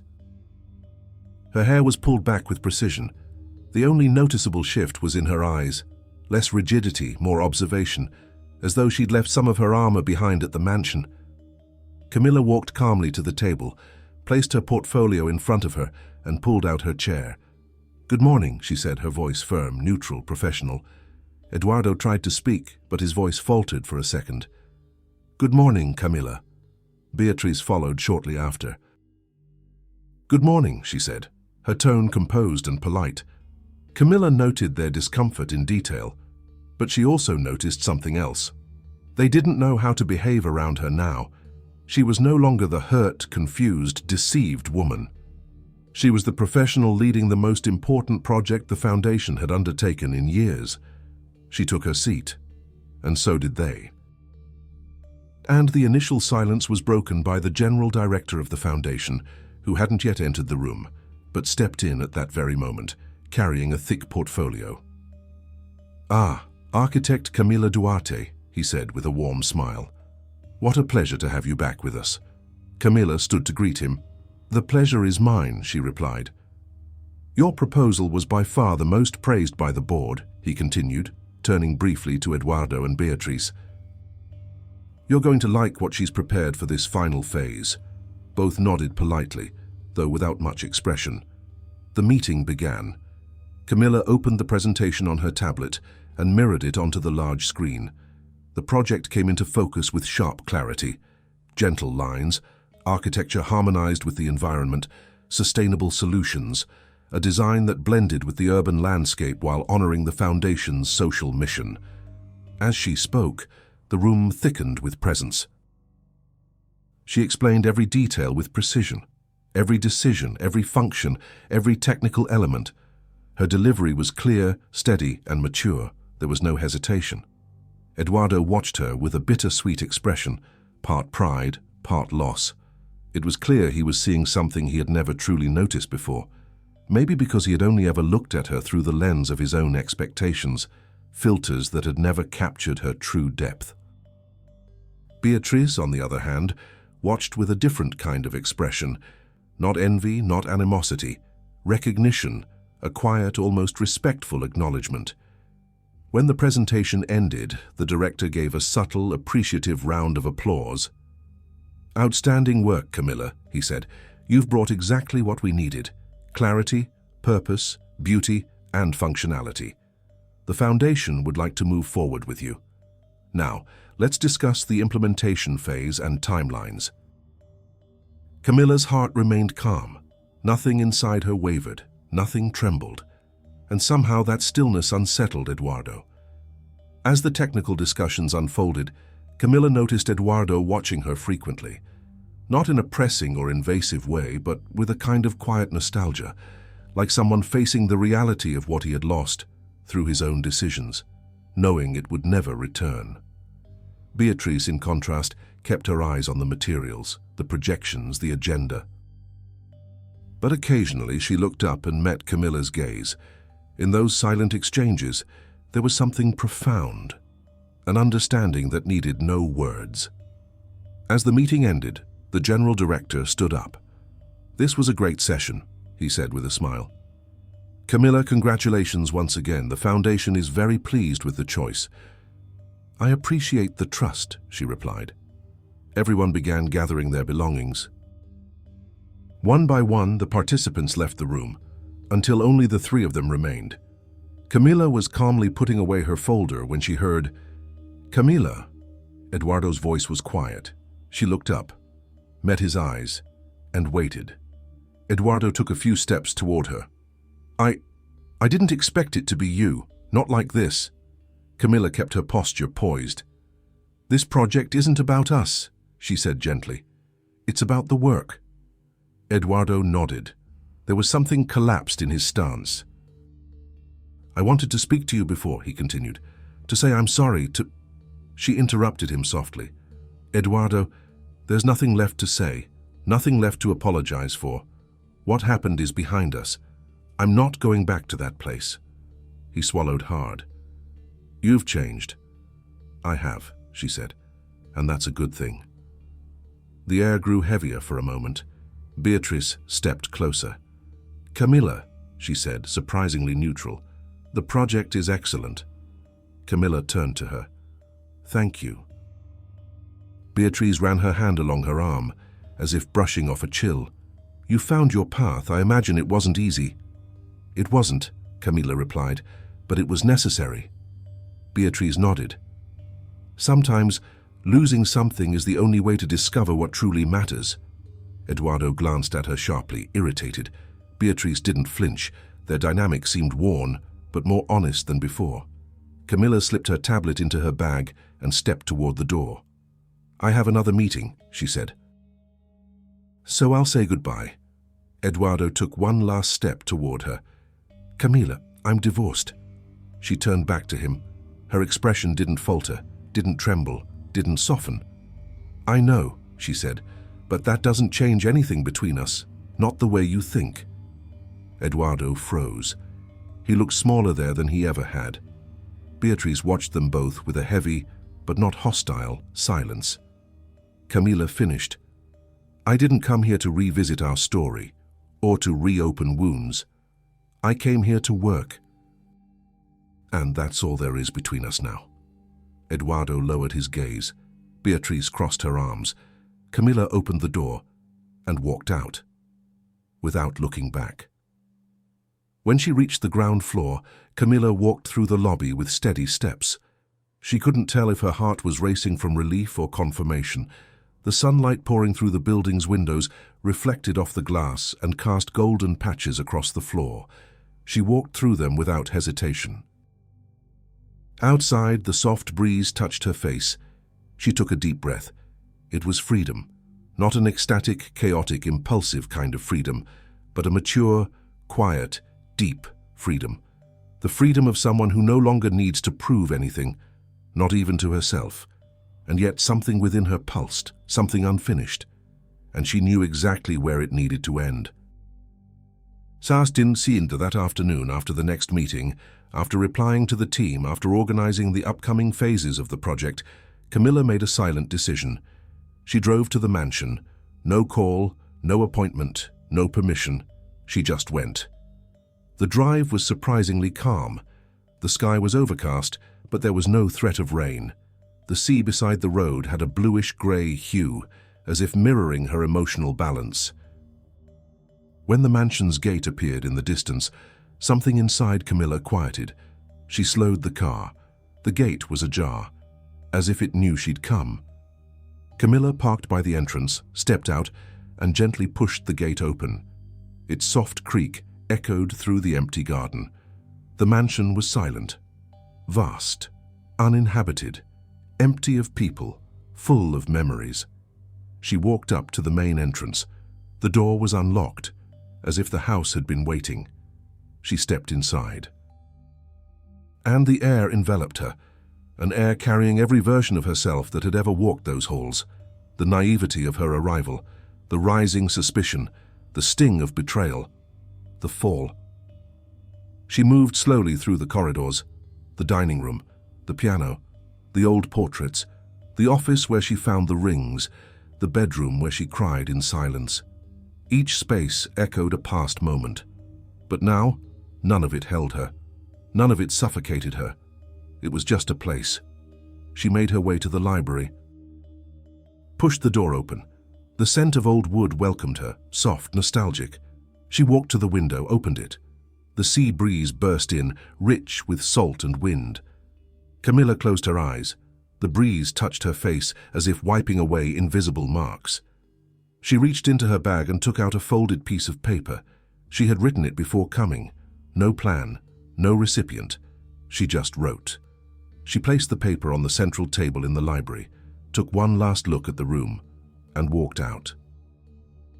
Without looking back, without haste, without pain.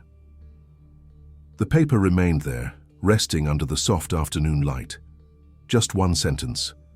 Some places aren't meant for love. They're meant to teach us never to beg for it.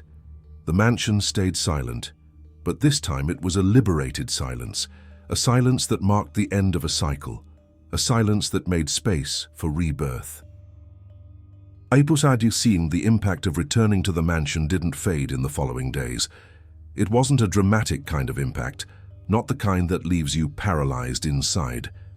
It was a quiet one, deep, almost mineral, as if a stone that had long been unsettled had finally found the exact place where it belonged. Camilla left that empty house with a quiet strength, and something within her, perhaps the last shred of naivety, perhaps the final shadow of doubt, remained behind, absorbed by walls that no longer held any power over her. Her life, however, was moving in another direction, a clearer one, stronger, more autonomous. The days that followed her return were consumed by work. Camilla dove into the technical detailing phase of the Foundation's project with near-surgical discipline. There was no room for distraction. Every calculation had to be revised, every material analyzed, every estimate reassessed. Her small firm was growing at an impressive pace. New clients arrived each week, drawn by referrals, results, and reputation. And now, her reputation had nothing to do with scandal. It was built on competence. To the public, Camilla Duarte was the architect leading the most ambitious project in the Foundation's history, a project rising at a crucial time for the Villela family. The company desperately needed a renewed image, a symbol of recovery, something to show the market that there was still order in the midst of chaos. The irony was almost poetic. Camilla, once used as a disposable piece in the family's narrative, was now the one building the only thing capable of holding them up in the eyes of the world. But inside her, there was no revenge, only clarity. Clarity to know that her story with the Villelas no longer defined her. Clarity to recognize that the past left scars, but also gave her strength.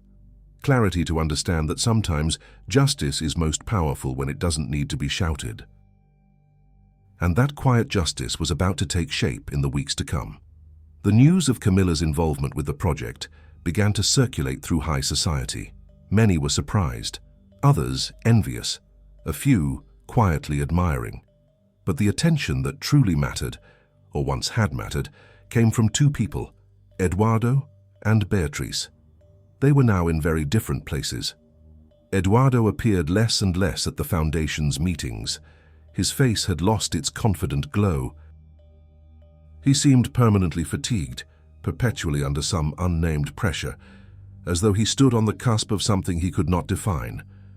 The company's internal crises consumed him, and whenever Camilla encountered him, she sensed there was something broken inside him, something not merely caused by the separation, but by the realization that everything in his life was crumbling simultaneously. Beatrice, by contrast, emerged sharper, more distinct, sober, purposeful, dangerous. She entered meeting rooms with silent steps, a laser-sharp gaze, a posture flawless. The confident shine of the past had gone, replaced by something more authentic, a power forged from survival. Every time she crossed Camilla's eyes, there was respect. Grim, rough respect, but real. And over time, the two began to observe one another in a different way. They were not allies, they were not rivals, they were not friends, but they understood each other on a level that surpassed appearances. Eduardo understood neither of them, and perhaps never would. The first attempt from him came 2 weeks after the presentation meeting. Camilla was working through boards in the Foundation's office when she heard a gentle tap on the glass door. "May I?" Eduardo asked, stepping in before she replied. Camilla looked up briefly. "I'm working," she replied, not harshly but without the warmth he hoped for.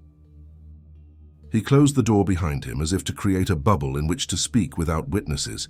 "I need to talk to you." "About the project?" she asked, already knowing the answer. He hesitated. "Not exactly." Camilla looked back at her laptop screen. "Then I have nothing to hear." He took a few steps toward her desk. His shadow fell over the open boards. "Camilla, please," he said softly. "I know I can't undo what I did, but I don't want our story to end like this, with indifference." Camilla raised her face. "Eduardo," she said calmly, "do you know why I'm here?" He blinked, confused. "To develop the project." "Yes." She leaned back slightly. "But I am not here for you. I am not here to prove anything. I am not here to revisit anything. My presence is not about what we lived. That chapter is over." The force of her words struck him silently. "Don't you feel anything?" he asked in a near childish whisper. Camilla inhaled deeply. "I feel gratitude for having survived. I feel pride in what I have built since. I feel clarity about who you are and about who I am now. And I feel peace in knowing I need nothing from you." Eduardo gripped the back of a chair as though he needed physical support. "I divorced because I wanted to find you, because I wanted to make things right, because you were—" His voice faltered, and he averted his gaze. "You were the only thing real in my life these past years." Camilla showed no emotion. No tears, no echo, no crack, only understanding. "You divorced too late," she said quietly, "and for the wrong reasons. Not for me, for yourself, and that changes nothing." Eduardo closed his eyes, defeated. She continued, "I will not hate you, but I will also not love you. There is no path between us that doesn't end in the same abyss, and I will not jump again." He held a weighty silence, irrevocable, then turned and left the room, without pleading, without trying again, without looking back. And Camilla knew. This was the real end, not the painful end at the mansion, not the dramatic end of the fall, but the adult, conscious, definitive end, the death of the bond, the liberation. The second attempt at interference came from a different direction and in a far more unexpected way. Beatrice appeared at Camilla Duarte's office late one afternoon. The sky outside hung heavy in deep blues, and the cool overhead light cast long shadows across the desk. The assistant had already left, and the stillness in the room felt almost comforting. When the door closed quietly behind her, Camilla raised her eyes and met that figure who was so familiar and yet distant. Beatrice walked in and placed a slim folder on the table. "I didn't come for Eduardo," she said, before Camilla could speak. Camilla nodded quietly. Beatrice leaned forward, sliding the folder across the desk. "I found this at the Foundation. I thought you should see it." Camilla opened it and found internal documents, accounting records, old emails, all telling the same story in varying shades. Financial irregularities involving Eduardo and, by extension, the Foundation. Camilla frowned. "Why are you showing me this?" Beatrice folded her arms. "Because he will try to use you to clean his reputation. He'll try to approach you again out of convenience and belated remorse, and because you deserve to know he not only hurt you emotionally, he placed you at the center of a circle that had been collapsing for a long time." Camilla leafed through the documents with calm. "Are you getting revenge?" she asked, looking directly at Beatrice. Beatrice kept her face composed. "No. If I were taking revenge, this material would be in the press, not in your hands." She paused for a beat. "I'm freeing myself, and freeing you at least from what remains of that story." Camilla felt a quiet, cautious gratitude. "And why trust me with this?" Beatrice raised one brow. "Because in the end, you were the only person in that house, and in that foundation, who didn't try to gain from the Villelas. You only wanted to love someone, and ironically, That makes you more ethical than anyone in that family ever was." The silence between them grew heavier, but it was not hostile. It was near respect. Beatriz let out a soft sigh. "Camila, don't let him use your generosity as his redemption tool.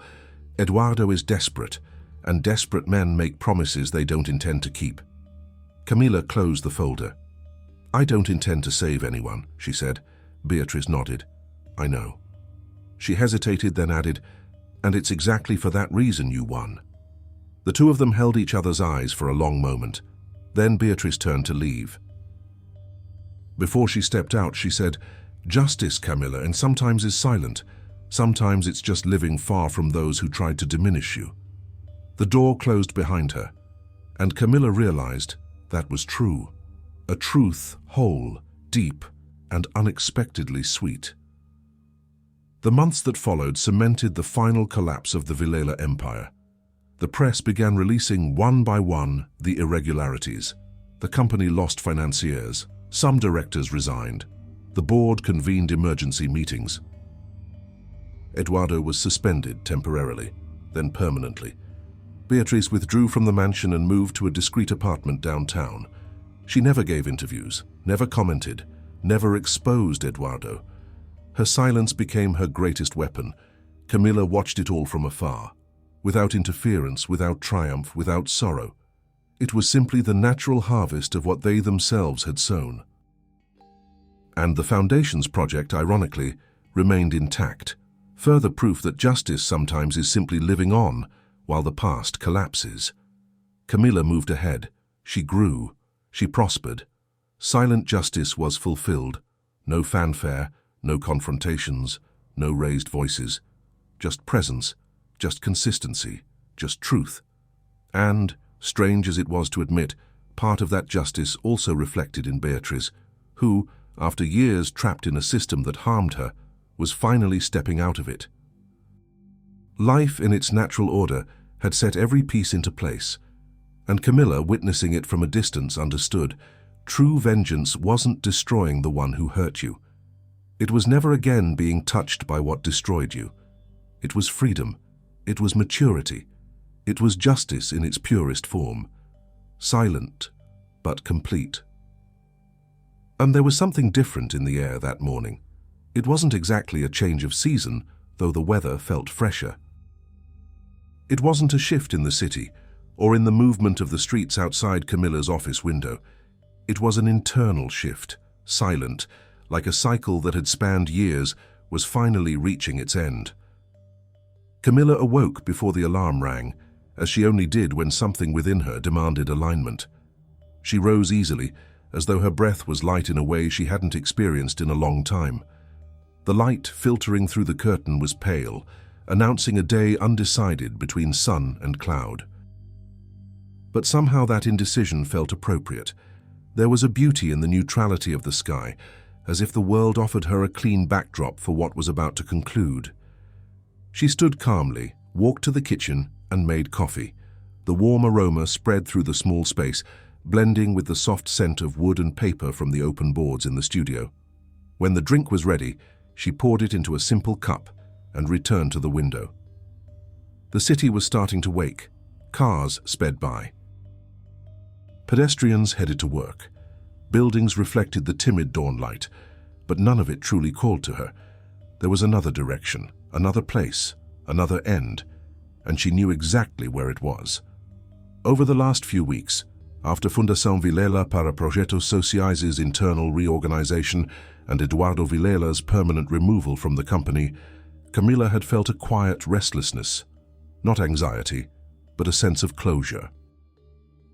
She had followed everything from a distance, without engaging, without offering opinion, without reopening old feelings. The project continued.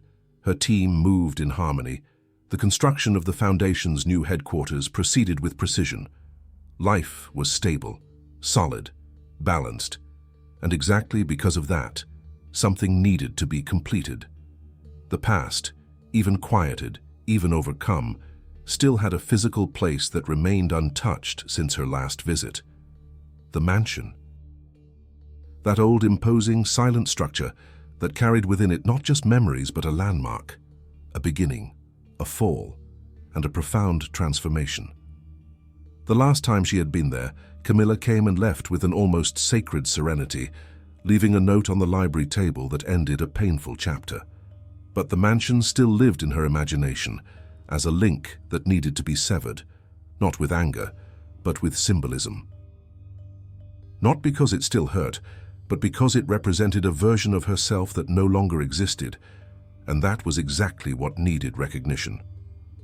Camilla felt this clearly that morning, so she gathered her things, dressed with care, got into her car, and left.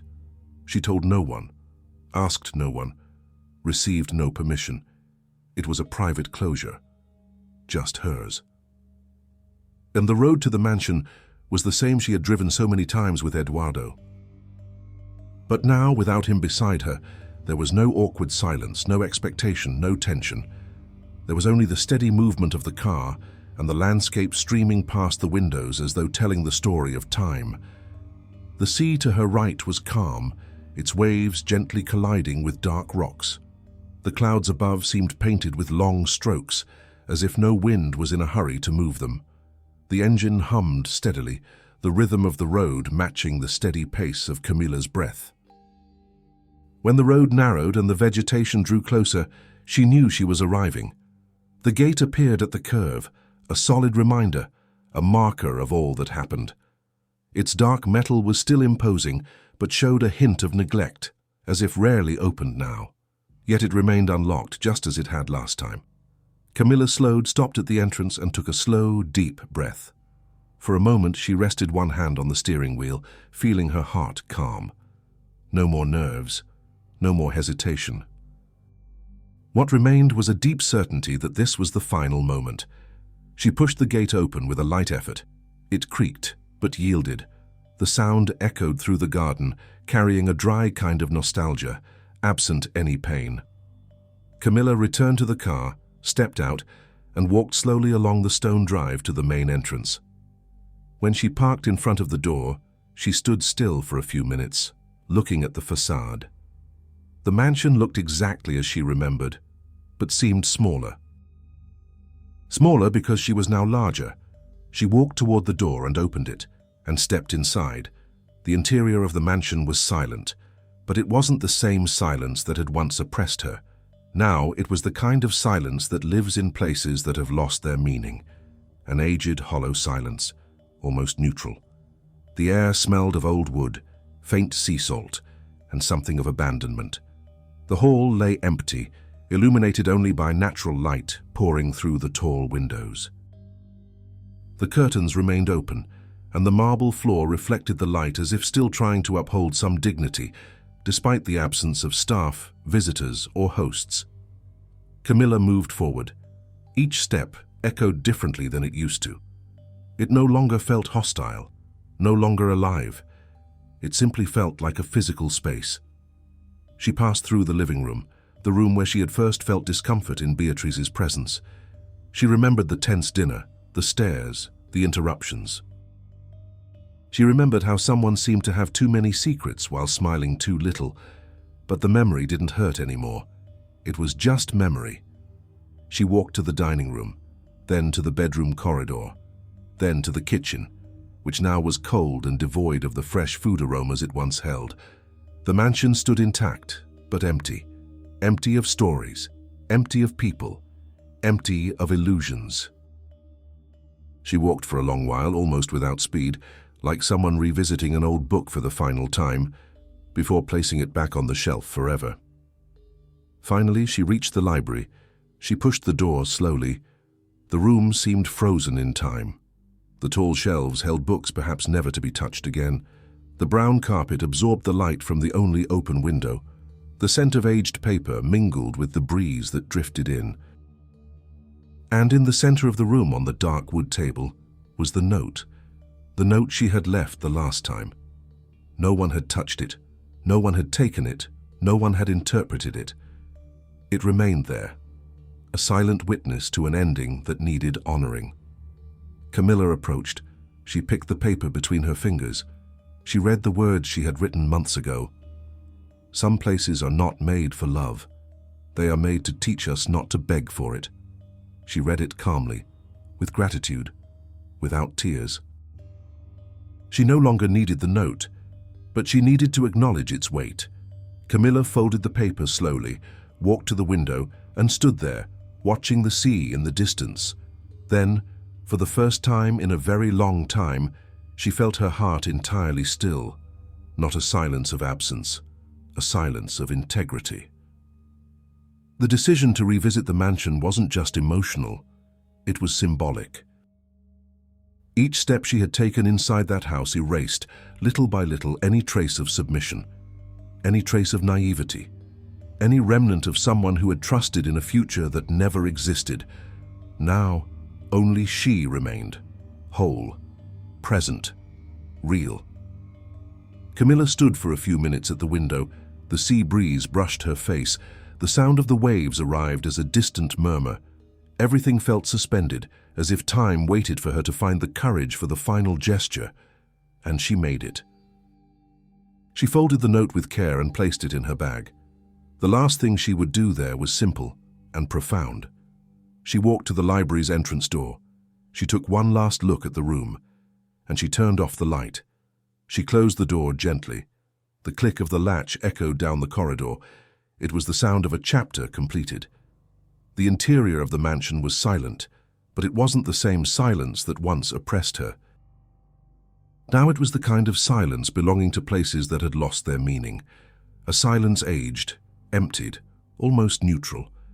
The air smelled of old wood, faint sea salt, and something like neglect. The main hall sat empty, lit only by sunlight filtering through the tall windows. Curtains were still open, and the marble floor reflected the light as though trying to uphold some semblance of dignity, despite the absence of staff, guests, or hosts. Camilla advanced. Each step echoed differently than it once had. It no longer felt hostile, no longer alive. It felt merely physical. She passed through the living room, where she first felt discomfort in Beatrice's presence. She remembered the tense dinner, the glances, the interruptions.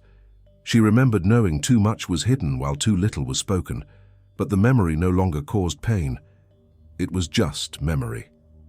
She walked to the dining room, then down the bedroom corridor, then to the kitchen, which now smelled of nothing fresh. The mansion stood intact but empty, devoid of stories, devoid of people, devoid of illusions. She wandered for minutes, almost unhurriedly, like someone revisiting an old book one final time before placing it back on the shelf. Finally, she reached the library. She pushed the door slowly. The room seemed frozen in time. Tall bookshelves held volumes likely never to be touched again. A brown carpet absorbed the faint light from the single open window. The smell of aging paper mingled with the sea breeze drifting in. And in the center of the room, on the dark wooden table, was the note she had left last time. Untouched, ignored, unread, still there. But now a silent witness to an ending that needed acknowledgement. Camilla approached. She picked the paper between her fingers. She read the words she'd written months earlier. Some places aren't made for love. They are made to teach us not to beg for it, she read slowly, with gratitude, without tears. She no longer needed the note, but needed to honor its weight. She folded it carefully, walked to the window, and stood watching the sea in the distance. And then, for the first time in a long time, she felt her heart completely still. Not the silence of absence, the silence of integrity. The decision to revisit the mansion was not simply emotional. It was symbolic. Each step she had taken inside that house erased a little of her old submission, a little of her naivety, a little of someone who once trusted in a future that never existed. Now only she remained, whole, present, real. Camilla stood for a few minutes by the window. The sea breeze touched her face. The sound of the waves reached her gently. The world seemed paused, as though time waited for her to make the final gesture. And she did. She folded the note. She put it in her bag. The last act she would perform there was simple and profound. She walked to the library door. She glanced around the room one last time. Then she turned off the light. She closed the door gently. The latch clicked down the corridor. It was the sound of a chapter closing. She left the mansion at a slow, steady pace. As she walked through the halls, something within her lit up, like she was shedding each old weight, each shadow, each painful memory. When she stepped out into the garden, the cool air embraced her body like a quiet hug, and she knew she would never step back inside. She walked to her car. The sun broke through clouds, casting golden patches on the ground. Light reflected off the mansion's windows, as though it still burned inside, though it was only a reflection. She opened the car door, placed her bag inside, and sat at the wheel. She paused for a moment. The gate stood ahead, waiting to be closed. It was a simple gesture, but it meant more than any word, any conversation, any tear shed. She turned the key in the ignition. The engine purred softly. She drove slowly along the stone path, absorbing the scene one last time. The silent garden, the old facade, the windows that had held too many secrets, the gate that once welcomed her hopeful self. And now, let her go free. When she passed through the gate, she stepped out of the vehicle to close it manually. She pulled it shut. The metal moved heavy. The sound echoed on the empty road. And when the gate closed completely, something within her sealed as well. Camilla rested her hands on the cold metal for a few seconds, looking at the mansion one last time. No pain, no anger, no residue, just peace. She stepped back, returned to the car, got in, turned on the engine, and drove away, without looking in the rear-view mirror. This time, it wasn't escape. It was rebirth. Teati Teletamaga back in the city, Camilla returned to her routine with a new lightness.